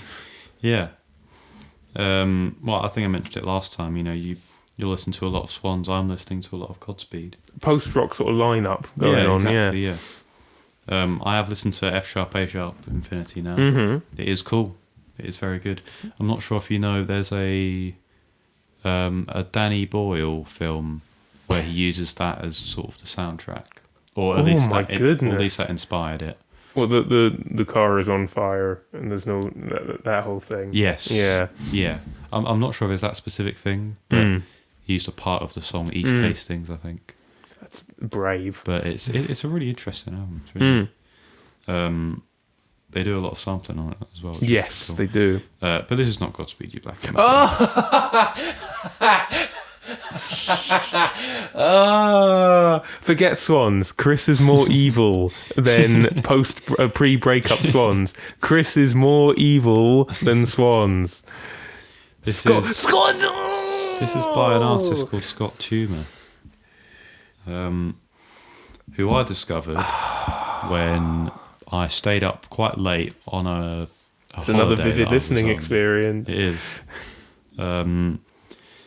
This song is called Beautiful Dreamer. It's I put the genre as experimental acoustic / ambient. Fuming. It's an interesting sort of sound. It's not one that I feel I've heard a lot of before, but it's nice. It's ambient. It's sort of atmospheric. 2008 is the year it came out, I think. And I put this as one of the most obscure things I listened to.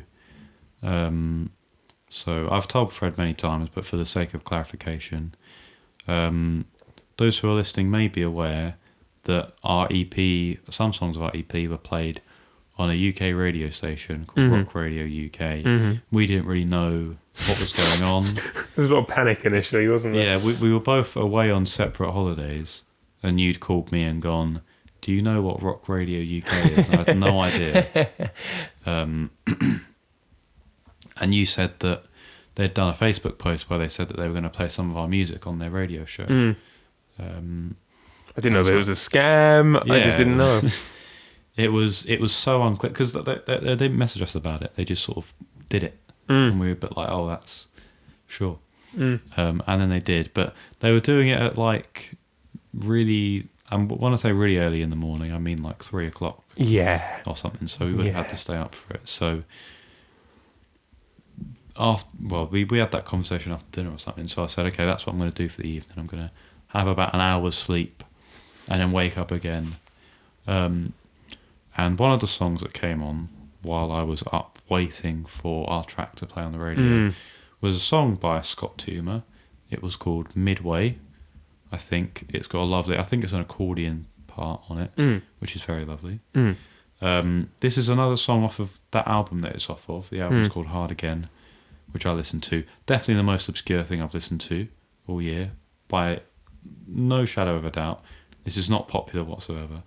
It's got thousands of views on it, thousands of listens on Spotify. Beg your pardon. Beg my pardon. Most of which are you. A good few of me. A good few of me. And this is probably my second favourite on the album. It's nice. It's decent. I don't have too much to say about it beyond that, but it is quite a nice memory, really, because that's the first time my music's ever been played on the radio, which is a lovely feeling. It was special. You know, it's not Radio 1 or anything, but that doesn't matter. No, and it was played by a very lovely man. A lovely man. Mimo Kakamo. Yeah. Thank you, Mimo. Shout out Mimo Kakamo. I'll leave it there. Go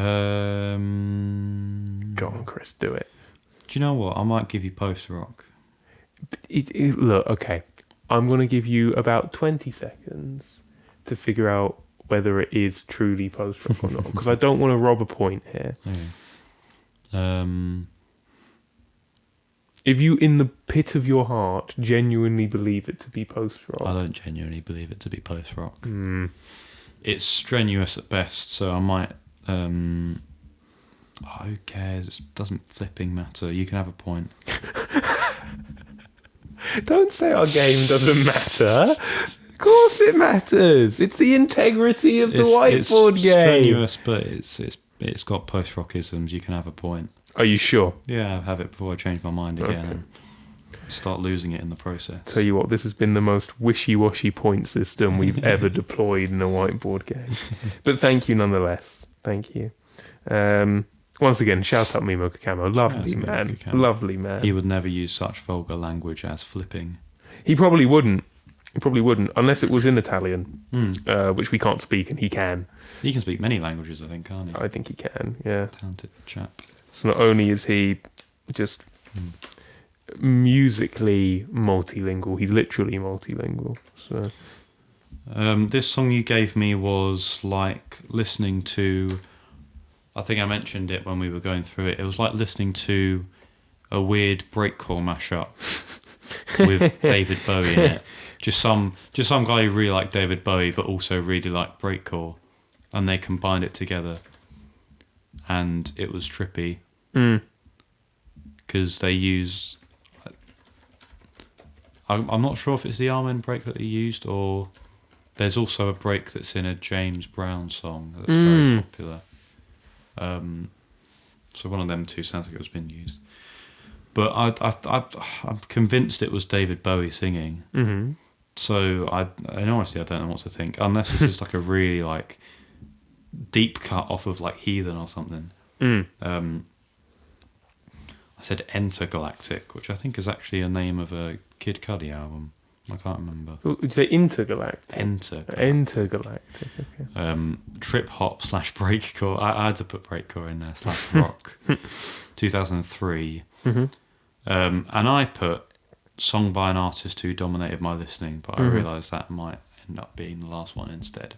Mm-hmm. Because I think the last one is also David Bowie. Mm-hmm. I put Little Wonder. Oh, yes, okay. So, this is David Bowie. Now, I'm going to ask you, the listener, You know, you're probably sitting there thinking, "Oh, I know David Bowie. I know that everyone knows David Bowie. Everyone knows David Bowie." Did you know that he made a drum and bass album?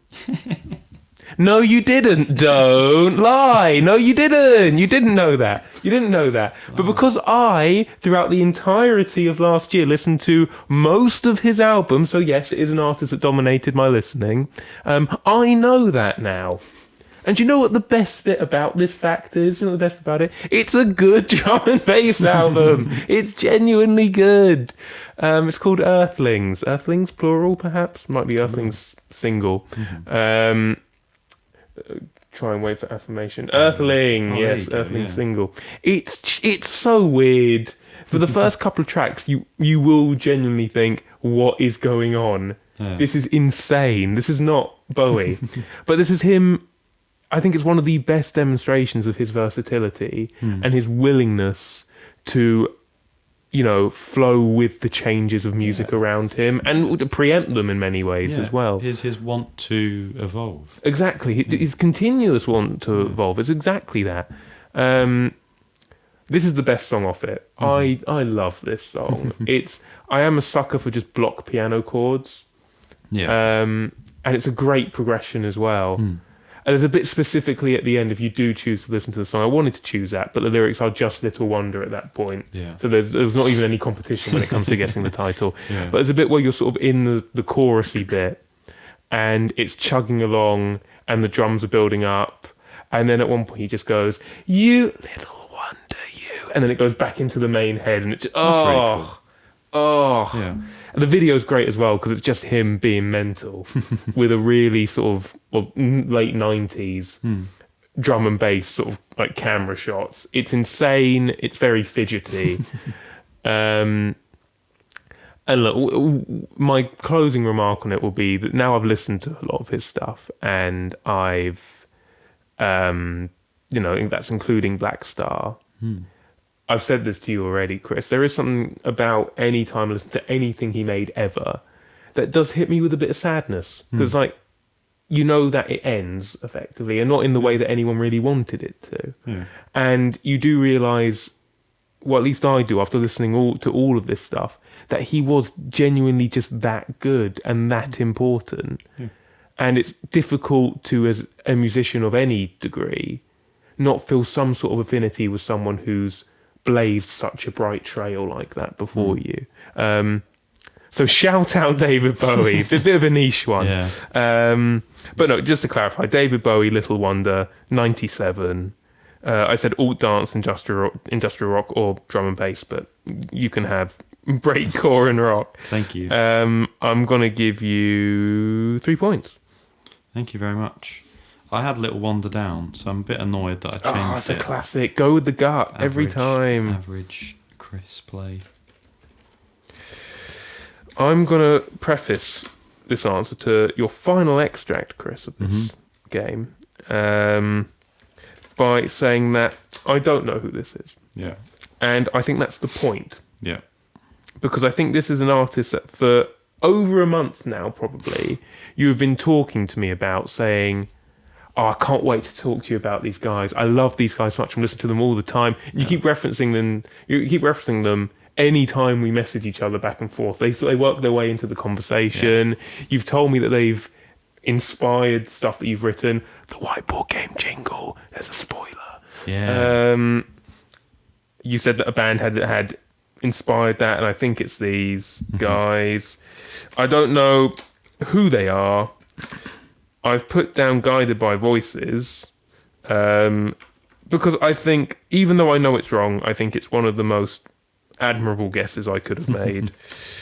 The last one I had left was Obscure, but I think, has that gone for you yet? I think it might have. I can't remember. But I put Guided by Voices, A Glow of Each Other's Presence, 99, alt rock, and an obscure listen. Okay. Well, I've been preparing myself for what I'm about to say for over a month. It's going to be a 20-minute chat, guys, and I'm looking forward to it. I feel a little bit jittery. Okay. Well, first thing I've got to do is I've got to apologise to you for something I did. Oh. Have you just farted or something? No, Okay. it's something I did probably a bit over a week ago. Oh, did you or steal around a from week me? ago. No, I did something very naughty. I lied. You lied. Mhm.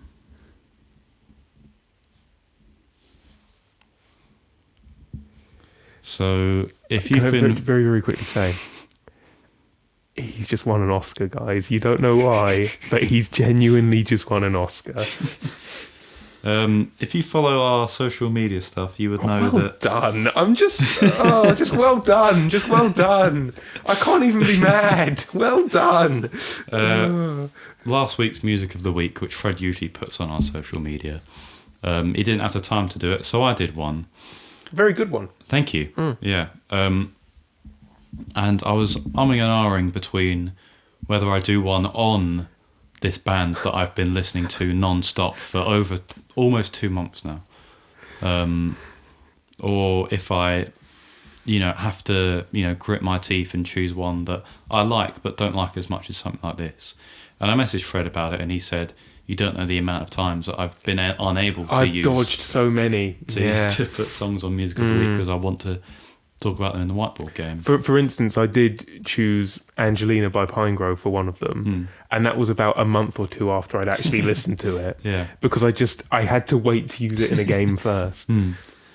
But I couldn't bring myself to do that because I knew I had to do it on this art. I don't think we've said the name of them yet. I'm waiting for you to. Yeah. I had to do it on this artist, or this band rather. I had no other choice. No other music was really speaking to me in the way that theirs was. If you've watched it, you would know that it's a song called Birdhouse in Your Soul by a band called They Might Be Giants. Put a little birdhouse in your Who soul. I didn't realise that song was actually massive in the 90s. Both my parents know it very popular. well. Yeah, I recognised it. Yeah. So the song I gave you is called Anna Ang, Ang spelled NG, by They Might Be Giants. A whole host of genres. They're hard to pin down, and I'll go into it in a bit. Sure. New wave, geek rock, indie rock. 1988. It is the Joker, because I have only started listening to them this year. They're a band who I've been looking at getting into for a while, and I never found a way of. Well, I knew that their biggest album was Flood. Didn't want to get into it straight away because I thought I want to listen to some of their other stuff before. And I never found the excuse. Bringing up Fantana again, he did a classic review of. He always finds a way. Of their album Lincoln. Yes. So I thought, okay, this will be cool. I'll listen to this. Do you like it? Listened to it first. Thought it was all right. Went on my Subtopster. But when I tell you, rapidly growing Offended, and growing yes. and growing. Okay. It grew on me so quickly. It's marvellous. They have... I don't really know how to describe them. They're one of those bands who, when you listen to, you think what they're doing is so them, so unique, and so... You just can't gauge where they've got their inspiration from. You think there's nothing you could have listened to get that here means that you've got here yourself. Yeah. You are just that brilliant is really musicians. special. You are just very good musicians. And it's to the point of where you can't really pin down their genre because they just do what they do best, and it's brilliant. It's easy on their debut because it is sort of more new wavy. Sure. A touch lo-fi, and you can tell because it's just not as pristine as other ones, which is quite hard because this album, Lincoln, is brilliantly recorded. Yeah. I'd say it's brilliant. So yeah, I listened to Lincoln first. It's great. It's already a pretty respectable spot on my Topster. Wow. Okay. Since then, each subsequent album I've listened to has not been as good, but I've still That's a shame. thought it's really good, if that makes sense. So I listened to Flood after, makes sense. Like the first half of the album, it's bliss. It's brilliant. It's towards the end where there's some songs which are a bit meh. Hot Chat, I'm looking at you. You're a bit meh. We're looking at you. Hearing Aid, you're one of the longest songs on the album. I don't think you have much reason to be. There's I need a hearing aid to listen to that one. Way. I have no idea what it sounds like. It's good. And then I listened to their first album, which is called They Might Be Giants, self-titled. But a lot of people call it the Pink Album for understandable reasons. Most of it is green, but you can't call it the Green Album because Flood is mostly green. Right. So they call it the Pink Album because the sky is pink in it. But Okay. if you look it up, it'll make sense. But it's a very fun cover, and a fun album. Blimmin' brilliant. The song of it called "Don't Let's Start" has been my favourite of theirs for a good week or so. Try and keep this as succinct as possible. I think I've done most of what I wanted to say. You can't call that the Pink Album. That's what I was thinking. It's mostly green. But yeah. So I then listened to Apollo 18, which is the one after Flood. Also decent. Not as fussed about it, but I think more of the production is handled by them on that one because you can tell there's a lot of quite weird. They tend to either be really weird or really sort of nerdy. Right. Not okay. like really nerdy, like a bit geeky. And there's some interviews I've watched where some people have sort of accused them of being a bit gimmicky, which is a shame. But they play it off really well. And 38-track album, and it's only 43 minutes. to be fair, there's one track that's about 4 minutes, but it's only comprised of like medley songs. Okay. Which is a really fun track actually. Yeah, they play off the whole gimmick thing really well, and anyone with a musical brain can listen to it and go, it's not gimmicky. This is just them being themselves. Because a lot of people accusing them of being gimmicky will say, "Oh, it's they're trying to be over humorous and it's not working." Half the songs aren't even funny. It's just it's just they just sound different. I'm so glad I finally got into them because, as I say, I've been meaning to get into them for absolutely ages. I'm glad I've finally been listening to them because I think they are absolutely exceptional. I haven't felt this way about a band since I listened to Ween, and that is such a massive statement for you. That's massive. And that's coming up to about 3 years when I started listening to Ween. So I'd advise anyone listening to this, listen to a few They Might Be Giants songs. It probably won't hit on you the first time you listen to it, which has been the same with all of their albums. All their albums the first time I listened to it have been decent, and it's been since then that they've absolutely skyrocketed. So Anna Ang, I'm just going to talk about, I've talked about this for so long, I'll talk about Anna Ang briefly. It's a song about I'm not sure if it's really having a crush on someone on the exact opposite side of the world to you. It's like you with this band. Exactly, yeah. But it's sort of like, having a crush on someone, not really knowing them or knowing who they are, but knowing that they exist. I suppose it's a hopeful song of hoping that you will find someone that you do love and you do have a genuine connection with and that sort of thing. But they make it quite humorously blunt, and also almost sort of like overselling the concept, which I think is very funny. I'll go through the first few lyrics. Sure. Which is, make a hole with a gun perpendicular to the name of this town on a desktop globe, exit wound in a foreign nation, showing the home of the one this was written for. It's like so over descriptive. And it's funny because in interviews, by the way, there's two guys in this band. They're both called John. It's just two lads. Yeah. Ah. The one John who wrote it, I think it's very funny in interviews. He continues to be over descriptive and say, "Well, Anna Ang, it's sort of the name is a bit Vietnamese, so I suppose I wrote this song from the perspective of a Peruvian man because that is the exact opposite side of the world to Vietnam." It's really witty. It's very, very funny. And it's just a brilliant song. I think the guitars are brilliant. Another underrated guitarist, the other John, in the band, he's a brilliant guitarist. Just the way he uses the guitar in the song. There's an effect called a gate, which sort of, it will stop like a sound coming through at certain points. So you can have this sort of stuttering. Yeah. That makes sense. You can hear that in the chorus of this one. Very nice. They're great. I spent 10 minutes talking about them. I think that's as succinct as I can make it. Wow. They're brilliant. Once again, I want to say sorry. No, for guys, you over your eyes on this you one. don't understand. I think Chris. I think the fact of the situation is that Chris, on paper, you're not an actor, right? I think that's the truth of the situation. I didn't do drama. No. And yet, I cannot recall a more convincing performance than when I briefly spoke to you about your choice as music of the week, and you spoke about, it's off an album called Flood, and I was like, do you like the album? And you said something along the lines of, I mean, it's the best track on it. None of the other tracks really sort of stand up to Birdhouse in Your Soul. It's just. It was all right. It was all right. And I bought every single word. I stood there and I went, what a shame. It's always disappointing when, an album lets you down a bit like that. And here you are. You probably went home clicking your heels after that show. I was absolutely giggling to myself. I've been sold down a river. I tried to sell it even more by saying, and I've been meaning to get into them for such a long time. And it's just a shame I didn't like it as much as I do. Mate, 180.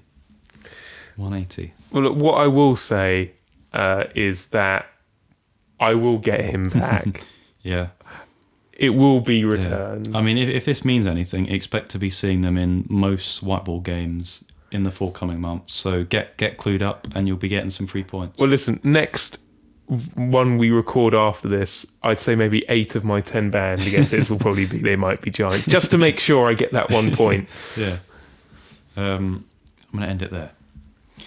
And proceed by giving you a point for alt rock. That's the best bit out of it. 1 point. Excellent. Wow. It's been a while since we've had that level of passion about an answer. That was nice. That was good. They're fantastic. What can I say? I got, guys. I got. Now, did you know that we actually have one more to talk about? It's not over yet. So I have listened to this song because this is off of Black Star by David Bowie, another David Bowie song. Yeah. And I'd listened to this album decently after, I think you used it last I did game. use it in the last game. So I've listened to it between then and now. Mm-hmm. It's going to be really embarrassing if it's not, but I'm pretty sure it is because I remember the last track is called I Can't Give Everything Away. Sure. And I remember thinking it was absolutely beautiful. Yes. And arguably the best way David Bowie could have made the last song ever. I'm so glad you said that. I'm so glad you said that. This is his last ever song. And what a statement. I wouldn't ever want him to make a song different from this. No. It says everything it needs to. Beautiful. It sounds the way it needs to. Yeah. I put Pop 2016, and this has already gone by, but I put some of the best lyrics. Yes. So I don't really know what one we had I know something's very wrong. Post returns the prodigal son.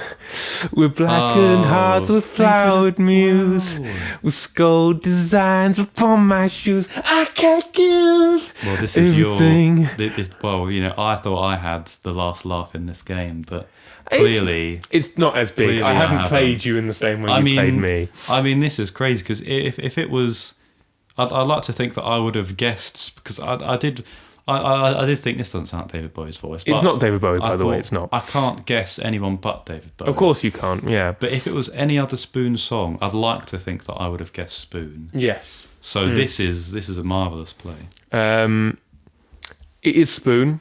It is a great band name, cover of Bowie's I Can't Give Everything Away.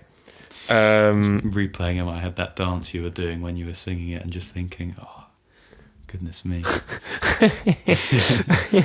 Again, podcast does not lend itself. I really wanted that last laugh. You've got it. I have not. This is at the very best, they're equal. I still put yours above. The best part of the Whiteboard Game podcast is waiting those 2 hours for the last 2 tracks. They're always a punch. You don't know why. You don't know how. Where we inevitably dupe each other. Yes, exactly. The last ones that we each have, there's always something special. There's always magic that's going to happen. 2022, indie pop, and it's one of my favourite songs. Yeah. Now, the reason why I've said that is because A, I love the Bowie version, of Yeah. course, as we've Yeah. already said. B, it's a gorgeous cover by Spoon. It gives it so much respect. Listening to Black Star, one of the things I was thinking about whilst listening to it for the second, third time, whatever, was there are certain songs that I think you can never cover. I think there's like, you just can't. You just can't. Yeah. I think, as another example, going back to something earlier in this game, anything off of A Crow Looked at Me, I don't think you could cover. I just don't think you could. And I was convinced that Black Star was another album like that, which in its entirety you just can't replicate. Yeah. It's been made by someone, it's their parting musical gift to the world, and then they pass away. It's so clearly about their own, realization of their own mortality, right? Yeah. But this proves me wrong.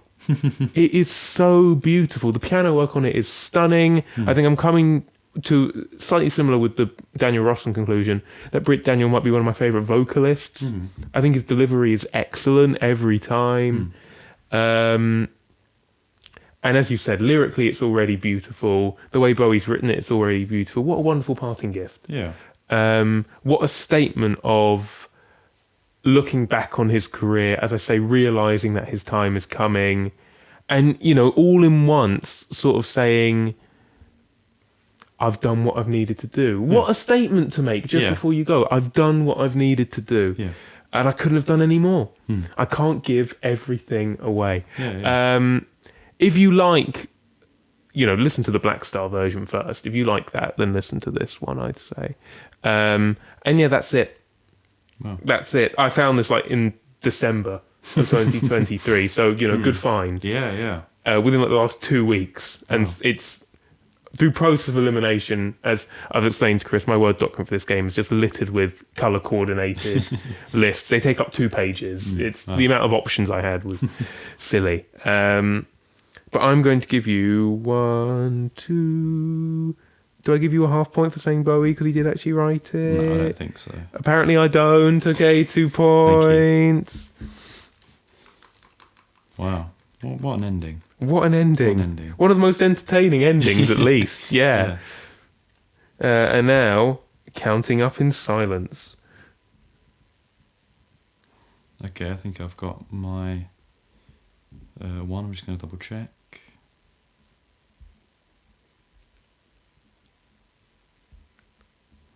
Yeah, I'm just going to triple check. Yeah, okay, I've got mine. Yeah, I'm just going to crew. No, I'm joking. I've got my answer. Okay. All right. I'll do a 3, 2, 1. Hit it. Oh, what a game! That's the end. We're not going to tell you who won. No. Wow. I got 20 points. I got 21 points. Oh, well done. Well done. That was. Do you know what? I was convinced that it was going to be it was going to be a you leaping forward. Well, Towards the end. I had that 1 5-pointer. Yeah, I thought you had a really good game. I think you had a consistent game, is what you had. Thank you. I mean, I almost got 2 donuts. I think I just about evaded 1. I can't remember which. And that probably cancelled out the big 5er. There's those half points you gave me that tipped me over. Right. Here's the lesson, kids. Never be kind to your friends. They will stab you in the back with a They Might Be Giants song, and they will beat you at something you take great joy out of. They will lie to you for an entire week. For the sake of a podcast that will be listened to by 10 people. No, but GG, very well played, excellent game. An ending for the books. Yeah, that will live long in the memory. That well worth the wait of not doing it in January when we were meant to be doing. Oh it. yeah, and now because we haven't, we've had such a pause from doing it because of illness. We immediately look at doing the next have one. to do the next one, yeah. Which I'm not complaining about. Yeah. Just have to sort out the theme. Maybe it will be a Valentine's theme. I don't know. I can't think of any others. Me neither.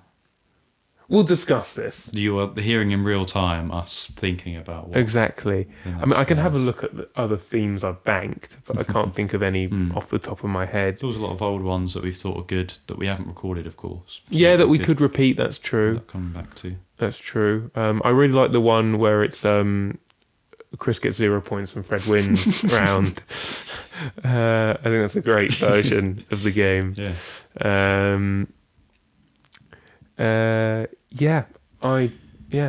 Yeah, I think that's everything. We've just gone over 2 hours, which is basically how long the last one was. So pretty good. Pretty perfect timing. Any closing statements? I was about to ask you the same thing. I'll go first. Closing statements. Thank you for listening, if you have done. I hope you enjoyed it. I hope you take some joy out of listening to us, have a good time playing it. I hope you find some new music out of it. Please, if anything sounded interesting to you, you missed the first part of the game, which is actually listening to it. So if it sounded at all intriguing, flick back through what we've said, look it up, give it a listen. You might find your new album of 2024. Who knows? Yeah. Other than that, if you are in London, gig on April the 14th and listen to the EP and the single, We're Idiot Twin, yes.